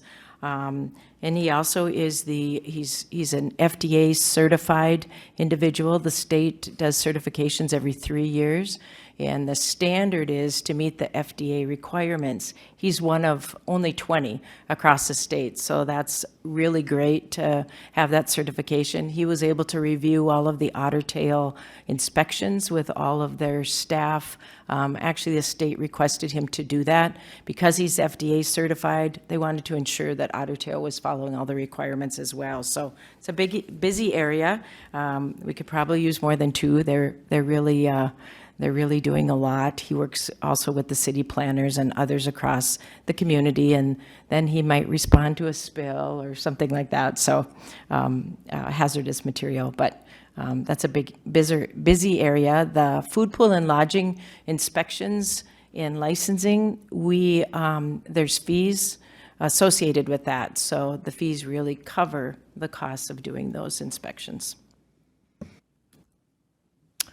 We have, of course, a finance and administrative team that works with all of the financial and customer service needs. With the finance piece, we are responsible for the Community Health Board, all of the grants that come through the Community Health Board. That's the legally governing body for public health in Minnesota. So that's why we have what we call the Community Health Board. So it's under our Local Public Health Act and statute. So the funds that come from the state to us go through the Community Health Board, and my financial director has to manage those for all the 4 counties. And of course, we get fees from the other counties to support that. But it's a lot. There's a lot of grant fundings that come through that. So it's a lot to manage. But we have the structure in Clay County that the other counties don't have, where we have a public health finance director, but we also have centralized accounting. So there's always the checks and balances, and the state really appreciates that we have that accountability. Here's our revenue sources. Interesting to note that so much of our revenue is grants, state and federal grants. We also bill the programs that we can. We bill insurance, MA and Medicare, so you see the percentage that we have a billing person in the accounting office. We have licenses and professional reimbursement. The non-government grants are just other grants that don't come through the state and federal. If we get some local grants or some funding from like West Central Initiative would be considered a non-government grant. We also bill for any client services that we can. So we're billing for those fees. We have other contracts, like Liz mentioned, we have the contracts with the school. So they pay for our nurse to be in the school system. That's one of the contracts. Our daycare consulting that she talked about, there's fees also to support the nurse doing those daycare consulting. And then, of course, we get county tax dollars as well. But a lot of the funding, as you can tell, is really reimbursement and grant sources. Kathy, if I may, just a quick question on that. I don't know how I go back. No. I'm Jackie. That's all right. So on revenue sources, I'm just curious, have those percentages been consistent for a while, or do you see certain areas, maybe rules coming in that are greater than what the, the reimbursement is? Are these things keeping up pace with what you're doing? Yeah, Becky is our person that does the billing for our department, and she is pretty consistent about billing. And if we don't get the reimbursement, she'll do a few trials to try to get the reimbursement. We don't always get it for various reasons. We also, when we bill clients for services, because we're called with, we have a term called non-par provider. So we don't get, for instance, if we bill their insurance, we don't get that reimbursement. It goes to the client. So we depend on that client to bring that in for the reimbursement. Doesn't always happen. So she works really hard at trying to secure as much, but it's been consistent. We are always asking for more funds when we have our public health priorities at the legislative session. Supporting the infrastructure of public health is always a push for us. So we continue to ask for more. That funding for public health has been pretty flat for a long time, and with all of the increases in our work, that we continue to request for more funding. But yes, that we bill as much as we can. We also have contracts with health plans. So we have contracts with UCare and Medica and Blue Cross. So that helps to get that reimbursement as well. Okay, thank you. Yeah, I was just mainly to hear that it is kind of consistent over time, so reliable. Sure, yeah, thank you.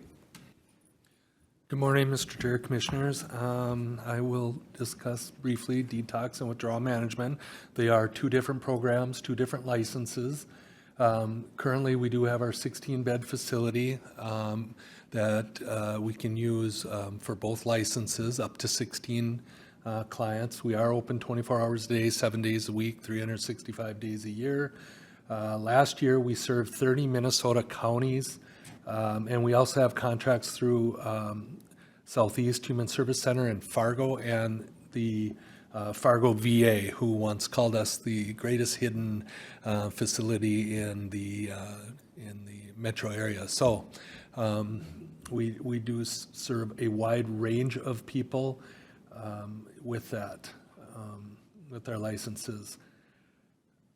I do want to take time to, as we talked about earlier, a substance use crisis facility and the importance of that. And I do want to thank this board for their support in funding this project and the hard work that goes into it. Steve, thank you to you. Joe Olson, it's been a unique experience to work through. How that kind of started is, as Kevin said, we did apply for a $5 million grant, and we were dancing in the streets the day we got that. And unfortunately, you know, because of the B3, it's added a little bit of a sour note. But again, I do want to thank everyone for helping us get through that. We are requesting congressional directed funding through Senator Klobuchar and Senator Tina Smith's offices, and we are very hopeful that we get that. That was a lot of hard work that went into that in a short amount of time, so thank you to Kathy and Carmen Barth and everyone who helped us on that. As we look forward to the building of our construction of our new facility, I do want to really take the time to thank my staff for what they do. It is an extremely difficult job that they have, dealing with these clients that can be verbally, physically abusive, destructive, but also for the care that they give for these clients that come from our community and really need the help. And the amount of time we spend trying to get people into treatment, and we rarely see success cases, but when we do, it really is a pat on the back for my staff. So. Go ahead. Yeah, thank you. We talked a while ago about the name of this facility. And, you know, and I've expressed my concerns with the current name being called the Substance Use Crisis Center. I don't think crisis is a good name to have in a facility, simply from the fact that if you're a parent or a sibling who gets a call that somebody is brought to this facility and the first thing they hear is crisis, I just think that's potentially putting them in a bad position. And equally important is the acronym is horrible. So I'm hoping, and I know Kathy, you've talked about it, and Troy, you've talked about working on something new for a name. And I think, you know, I think we really should probably establish that soon, now that we've gone through what we did this morning. I think having a final name of what we call that facility is really important. Mm-hmm. So, and I know you've talked about doing that, but. I agree. I think something similar, I know we've talked about the need for the withdrawal management to be in there. So if it's something like Clay County Withdrawal Management Center, I have the same concerns as Commissioner Campbell. I also have a concern with having facility in there because we have a transfer facility. I mean, you just have to be careful on how we word it, but accurately summarizing the services that happen there. And again, I think if I was a parent and I mean, granted, there's times when the people that are in there are in a crisis situation.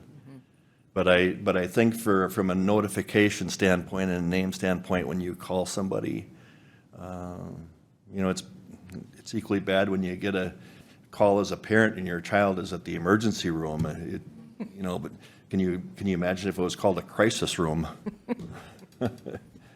We may get back to detox center again.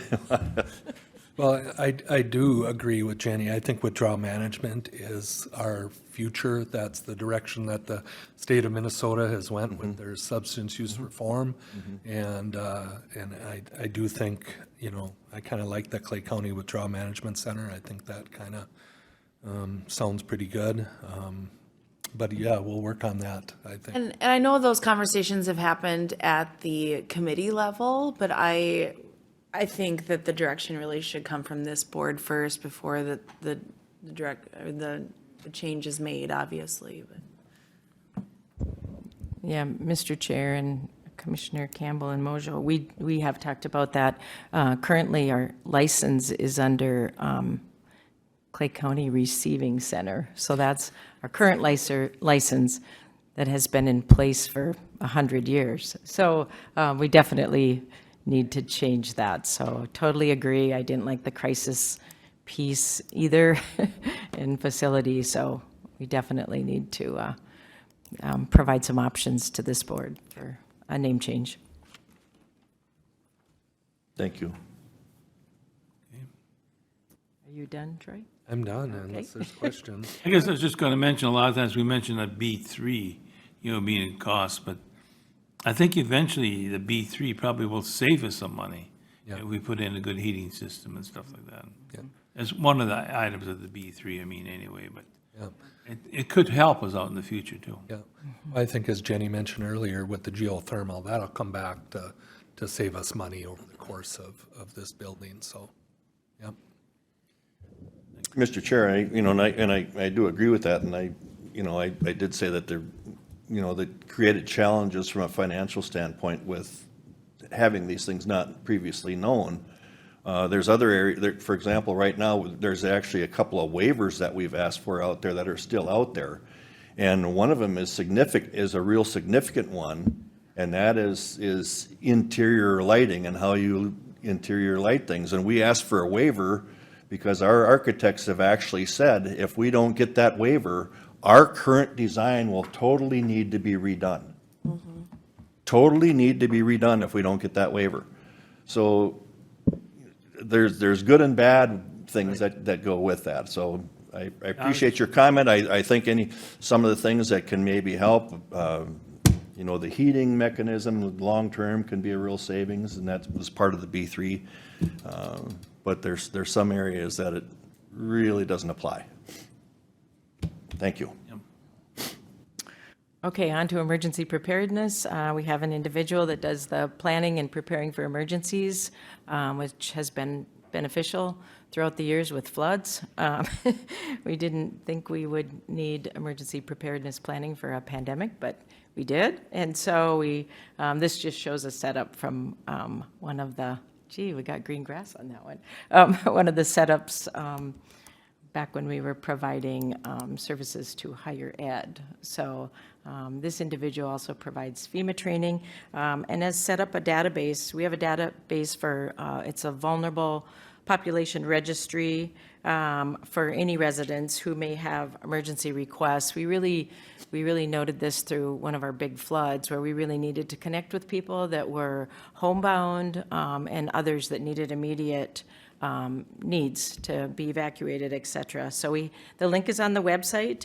We do have risk categories so we can prioritize services for that vulnerable registry, but that's really helpful through any emergency that we have. So looking back at the pandemic, let's not look back there. No, let's look back. We worked with awful lot of organizations, but we're listing some of the New Americans, some of those special populations, helpful to have our DEI person, the homeless population, Micah's mission, schools and colleges, long-term care facilities. So we really, just kind of a brief overview. We established our hotline. We had case investigators and contact tracing. Thanks to this board who approved us to hire individuals working variable hour. We had a lot of case investigators and contact tracing. We did an exceptional job with that. I think that was a huge asset for our community to have people that were resources that they could call, and we could follow up on beginning when we had all of the cases we needed to follow up on. And then we had the mass vaccination clinic. It's easy for me to say. And we had strike teams. So what that means is we had nurses that would actually go out to facilities or individual homes that could not get to our clinic and provide those immunizations. So that was, again, a big thank you to this board for supporting all of that, because we did hire a lot of people that could help us with vaccination clinics, and that included student nurses from higher ed as well. So that was really great. I think this county did better than most in those areas because of the supportive board that was allowing us to add the individuals to our team. Here's the statistics again, in case you forgot. How many cases were reported? 23,271, 145 deaths. We tracked about 20,113 vaccines that were administered just from public health. And then we had great test kit distribution. So when we were getting test kits out, we were getting them from the state. We were able to distribute them to the community and internally. So about 12,000 test kits. So that was incredible, besides having our testing site in our community as well. So a lot of work went into that. Here's the incident command team, just all the things we accomplished as the team. And I'm grateful to our team. Everybody stepped up. We pulled in individuals. COVID was above and beyond all of our program areas and what we were doing. So, for example, Liz was pulled in full-time to work for the pandemic, and many other nurses that helped with all of the things that we needed to do. We needed to have everyone pulled in to address that. So we did have a public information officer that was extremely helpful to get all of the information out on the websites, through the media, social media. We really utilized that person, and there was an additional person in our office that assisted with that as well. The information was really extremely important to get out, and it was changing constantly, so we needed someone to track that on a regular basis. And then, of course, we coordinated with our state, federal experts. Okay, on from the pandemic review. It's Public Health Week. It lands right in, what was it, County Government Week, or County Government Month. We only get a week. So this is, comes every year. We haven't talked about this for a long time, but it's the national recognizing public health and the work we do. So again, I want to recognize my whole department. It's an awesome group of individuals, from supervisors down to all of the line staff. They're just awesome. Couldn't be prouder of all of the work that they do on a regular basis. And then on top of that, all the COVID work that came. The National Public Health has daily themes. So yesterday was community. It's just a brief theme that talks about, we can plug in programs that public health does in all of these themes throughout the week. Violence prevention is really, Liz talked about the family home visiting, and really it is, we have some very tough cases of kids that may experience neglect and abuse and all kinds of dynamics within homes. So we come in to support them and try to get them on track. We also work with social services if there's a need to have children removed from the homes, those kinds of things. So we have a great partnership with social services, but all of the themes across the week. We're not working Saturday or Sunday though, so we're not going to be doing anything those 2 days.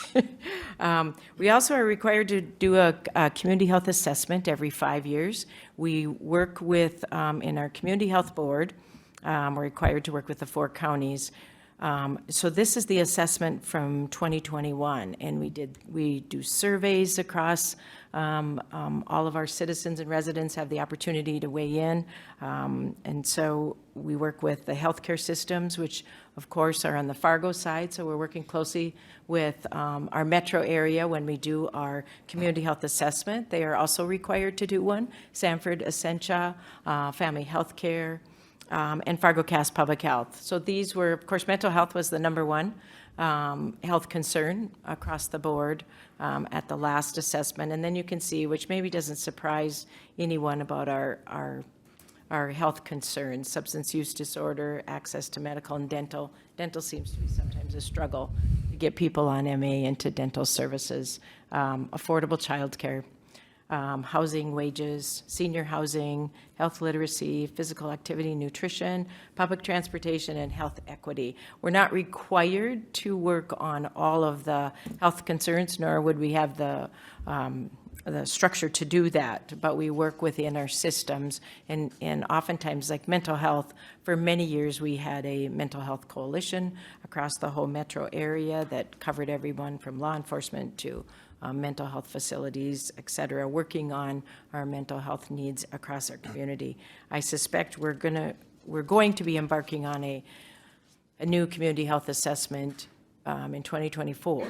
So I suspect it'll be interesting to see what kind of health concerns residents feel we have, and healthcare facilities and others. So it's a big undertaking. It requires a lot of work within those facilities, and it requires a person to kind of manage all of that.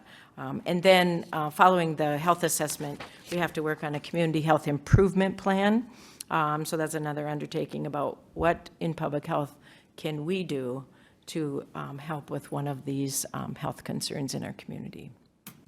And how can we partner with others to do that? Okay, Public Health 3.1, it's just something that the state's working on. It's like, what should public health look like in the future? So just, not anything maybe unusual, but strong leadership and workforce, strategic partnerships, sustainable funding. Yep, we do need that. Timely and local relevant data and analytics and foundational infrastructure. So it shouldn't be a surprise, but these are the 5 critical dimensions they're now mentioning that needs to be addressed for public health. Okay, I think I'm almost done. Sorry, Mr. Chair and Commissioners. Public health, so what do we do? It just kind of talks about working with communities, addressing health concerns, the ever-changing landscape of health, accurate and timely information, and preparing for the unexpected, like the pandemic. And then our challenges, obviously, public health workforce shortage. It concerns me not having the RNs. I'm concerned about being able to provide the consistent programs the residents deserve and the services they deserve, and yet it's so challenging to recruit RNs specifically, other disciplines as well, but we're concerned about the RN shortage. And improve our public health surveillance for better health outcomes, adequate funding. That's stated a couple of times. And office space, we've outgrown our office space. So if and when I can hire 3 more people, they might be in the hallway. I don't have a space for them right now, so we'll be talking more about space with the facility group, but I think that's the end. I'm sorry it took so long. No, not that you're too long. It's just very important that we find out about all your doings in public health. Thank you very much for that. Any questions for her? I don't have a question. You just mentioned being prepared for the unexpected. A little plug for vaccines. I know there are some that are controversial, but some of us that have reached a certain age, there's a thing called shingles. And I thought that I was up to date on my vaccines, and it turns out I had only had the first one.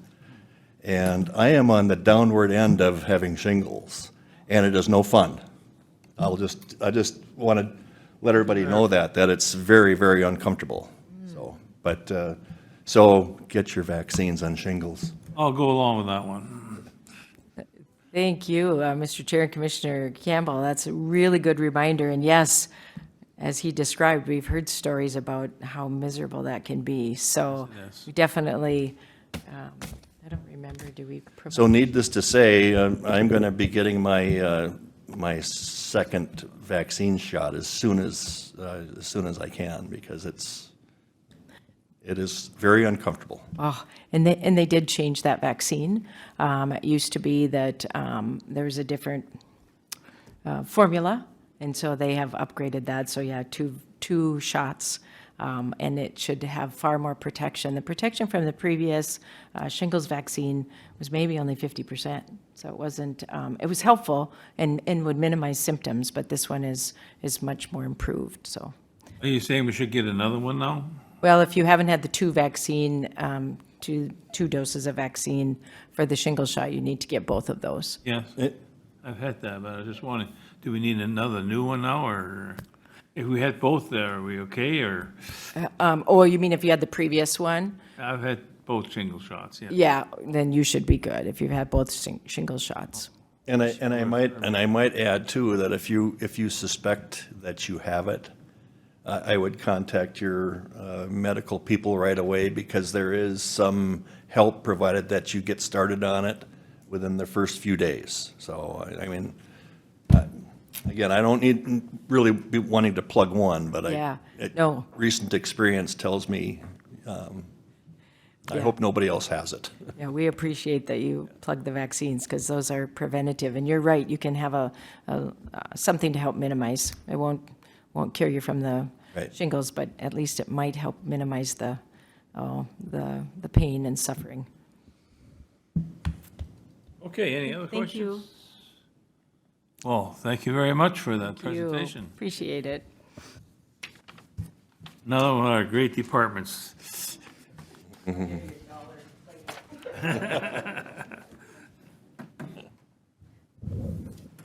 Okay, with that, we'll go on to committee reports. Kevin, you want to start us out this week? Sure. Let's see, I think the only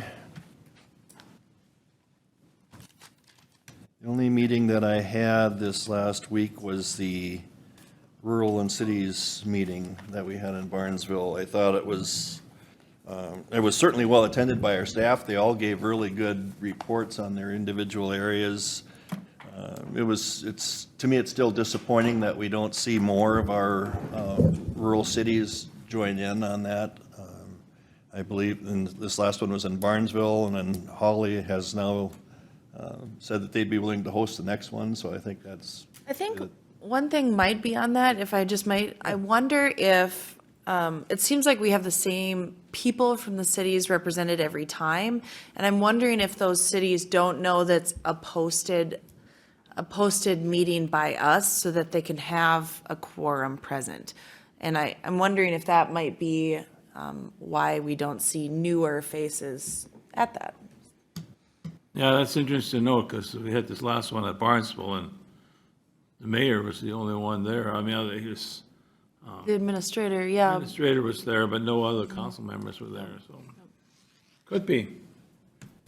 Yeah, so I certainly think they're worthwhile. I think there was an awful lot of really good presentations. And, I think towards the end, there was a couple of things that were brought up by some of the rural cities in terms of assessors' issues. I think there's some answers to some of those questions that Steve's worked on, and maybe we can send some additional information out to those communities. But I just want to, again, thank everybody for taking the time. I think that's probably the first time where we used the full two hours on that, but it's very worthwhile. So that's all I have, Mr. Chair.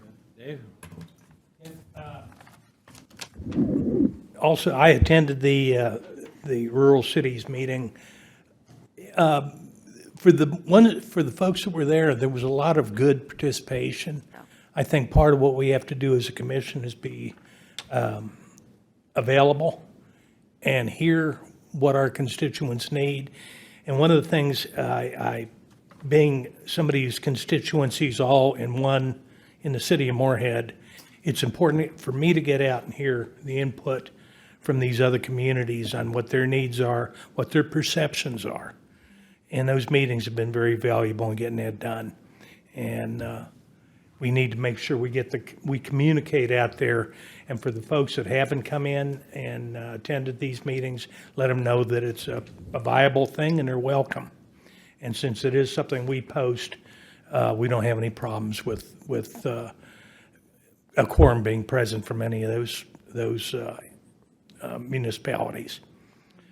The next day, on Friday, the 31st, I attended Steve Lansom's retirement as chief deputy with the Clay County Sheriff's Office.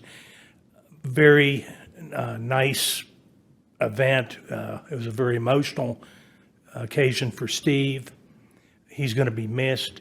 I liked working with him when I was with the police department. He was a lifesaver a couple of times in getting some things done, including finishing the law enforcement center and the correctional facility.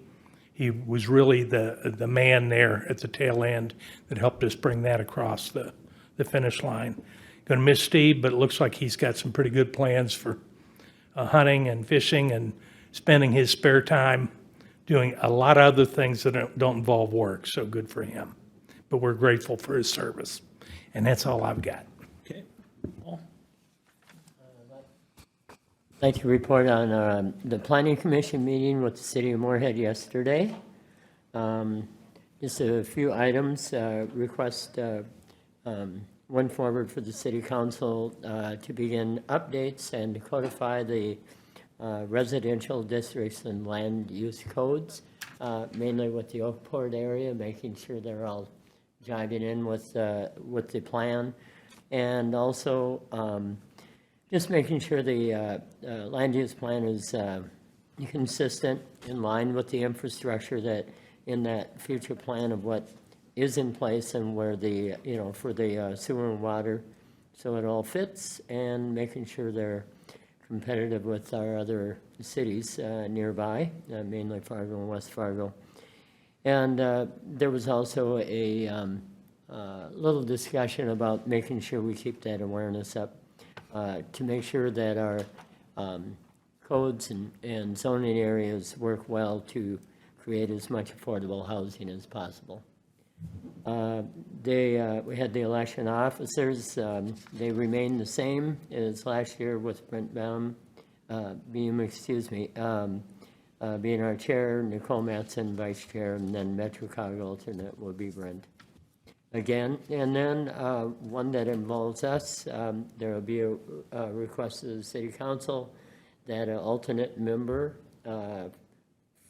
one being from the City Council itself and having an alternate on this commission from Clay County. So that should, hopefully go through next week, and we already have Commissioner Ebinger to that committee as an alternate. So, and then also as required by law, they're going to begin their long-term plan review. They got to do that every 5 years, and that process will begin for the long-range plan of the city. That's my report. Okay, thank you. Jenny?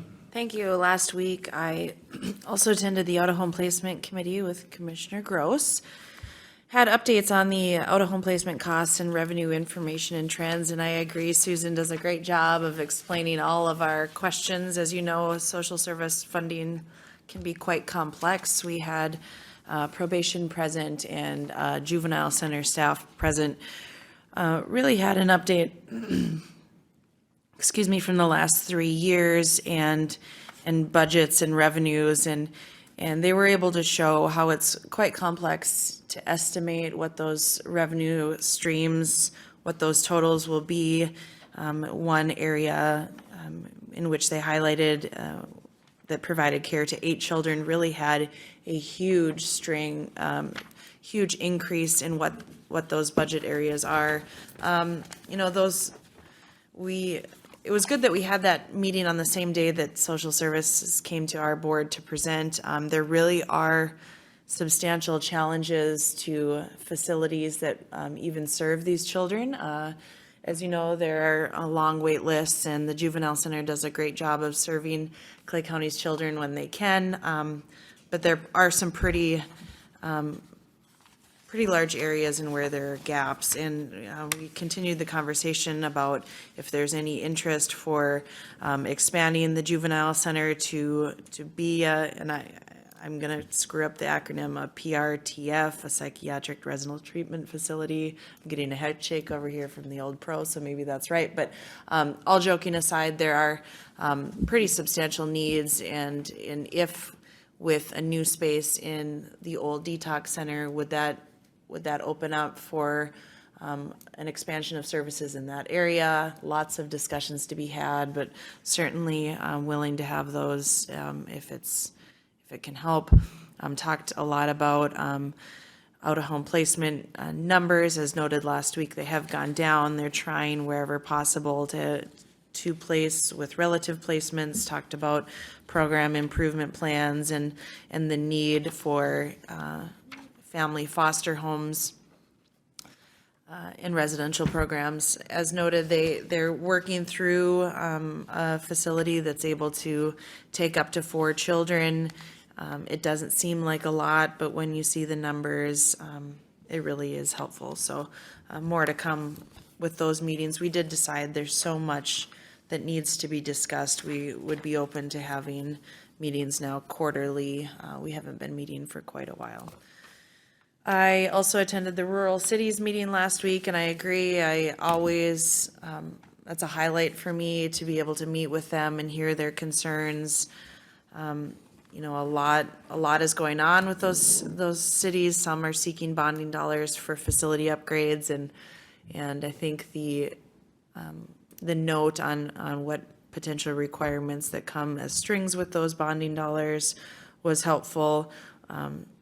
Big growth happening in all of those communities, and with growth comes challenges, and certainly the sidebar comments on the assessment trends that happened in the city of Moorhead, how that could benefit all of the county and all of the smaller counties, I think was a really good conversation. And I did see our assessor's office, Nancy Gunderson, has a long response to them.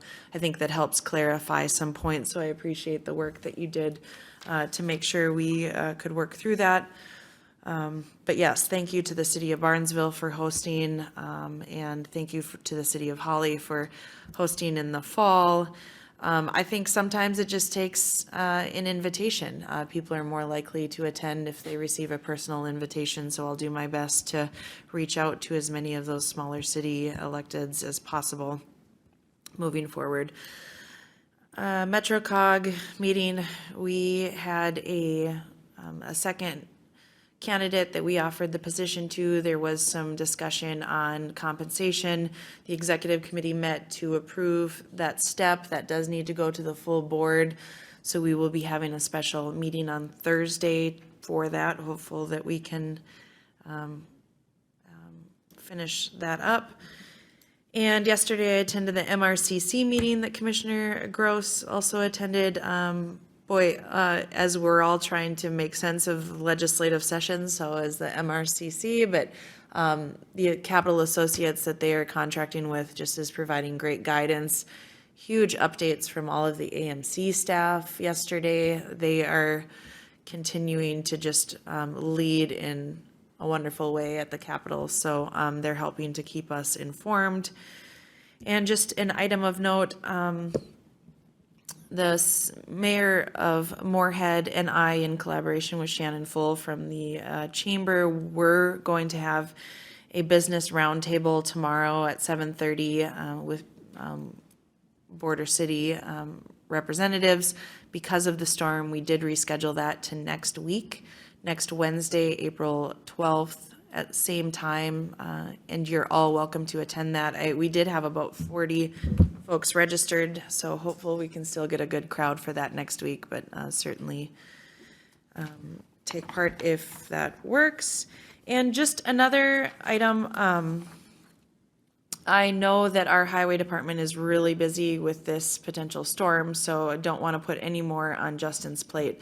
But in conversation with him at the small cities meeting on Thursday, he relayed a concern to me that covers the Buffalo Red Watershed District policies in regards to ditch or flood efforts. As many of you know, in the past, when ditches become plugged and overland flooding is occurring, if there are structures or homes in harm's way, it's typically been the practice of the watershed, if they get a call, to go out and open up those culverts with a backhoe usually to prevent flooding.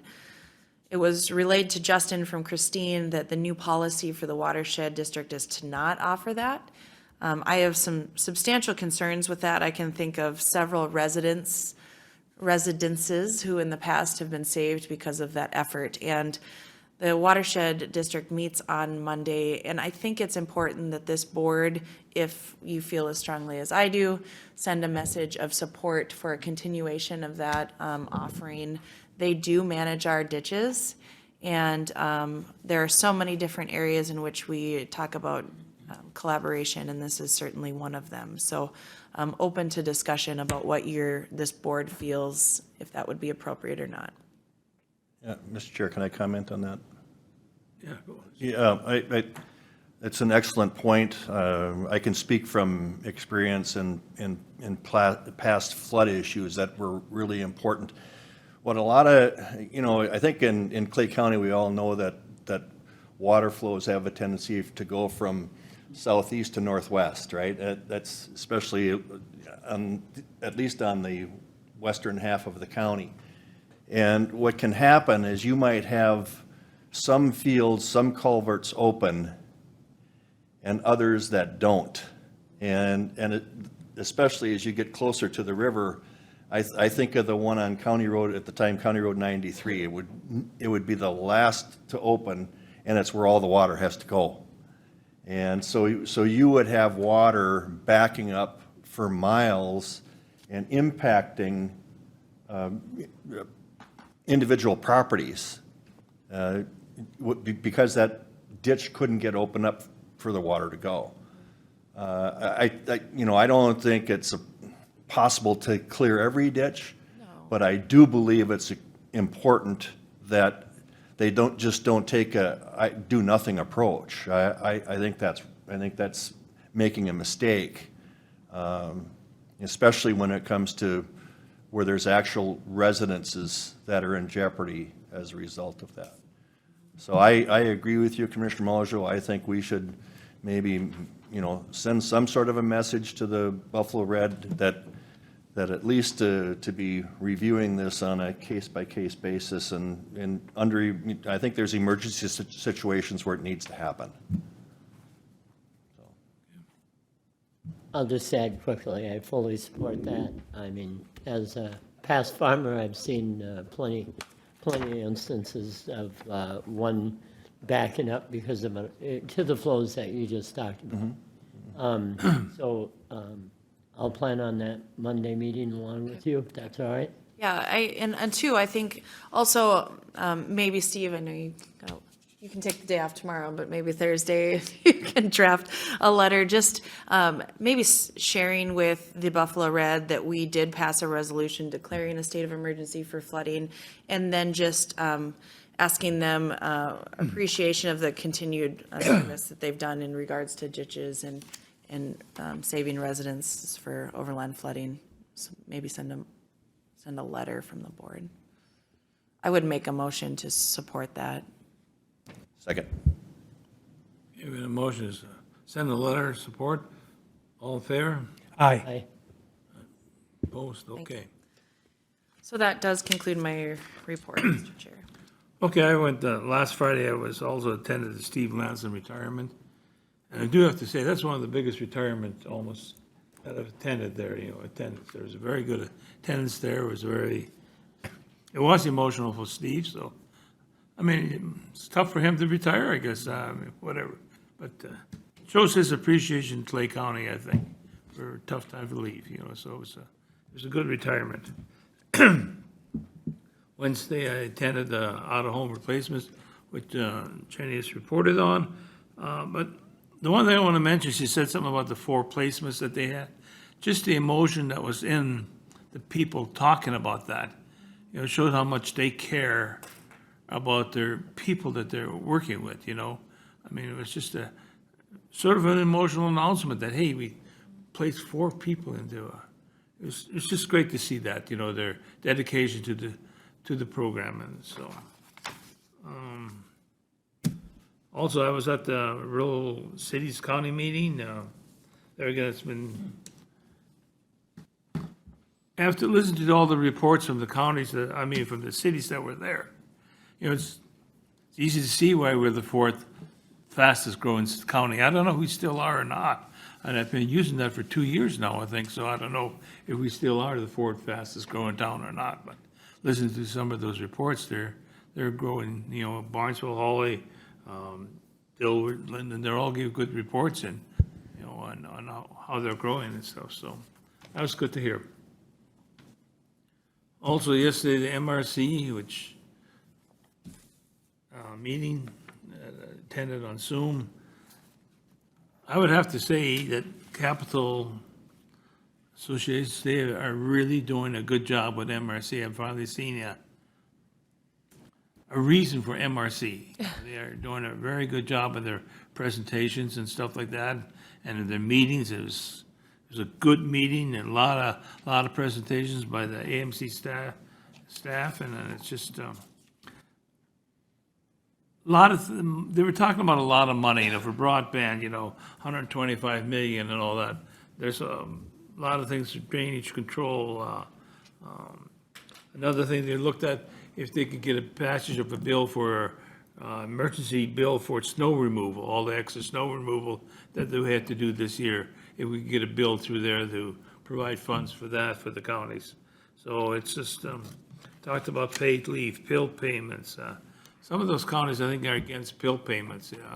They feel they're not being updated enough. The assessed value of all our land is going up, but the pill payments aren't, so. It was just a very good meeting, good information, bond and bill.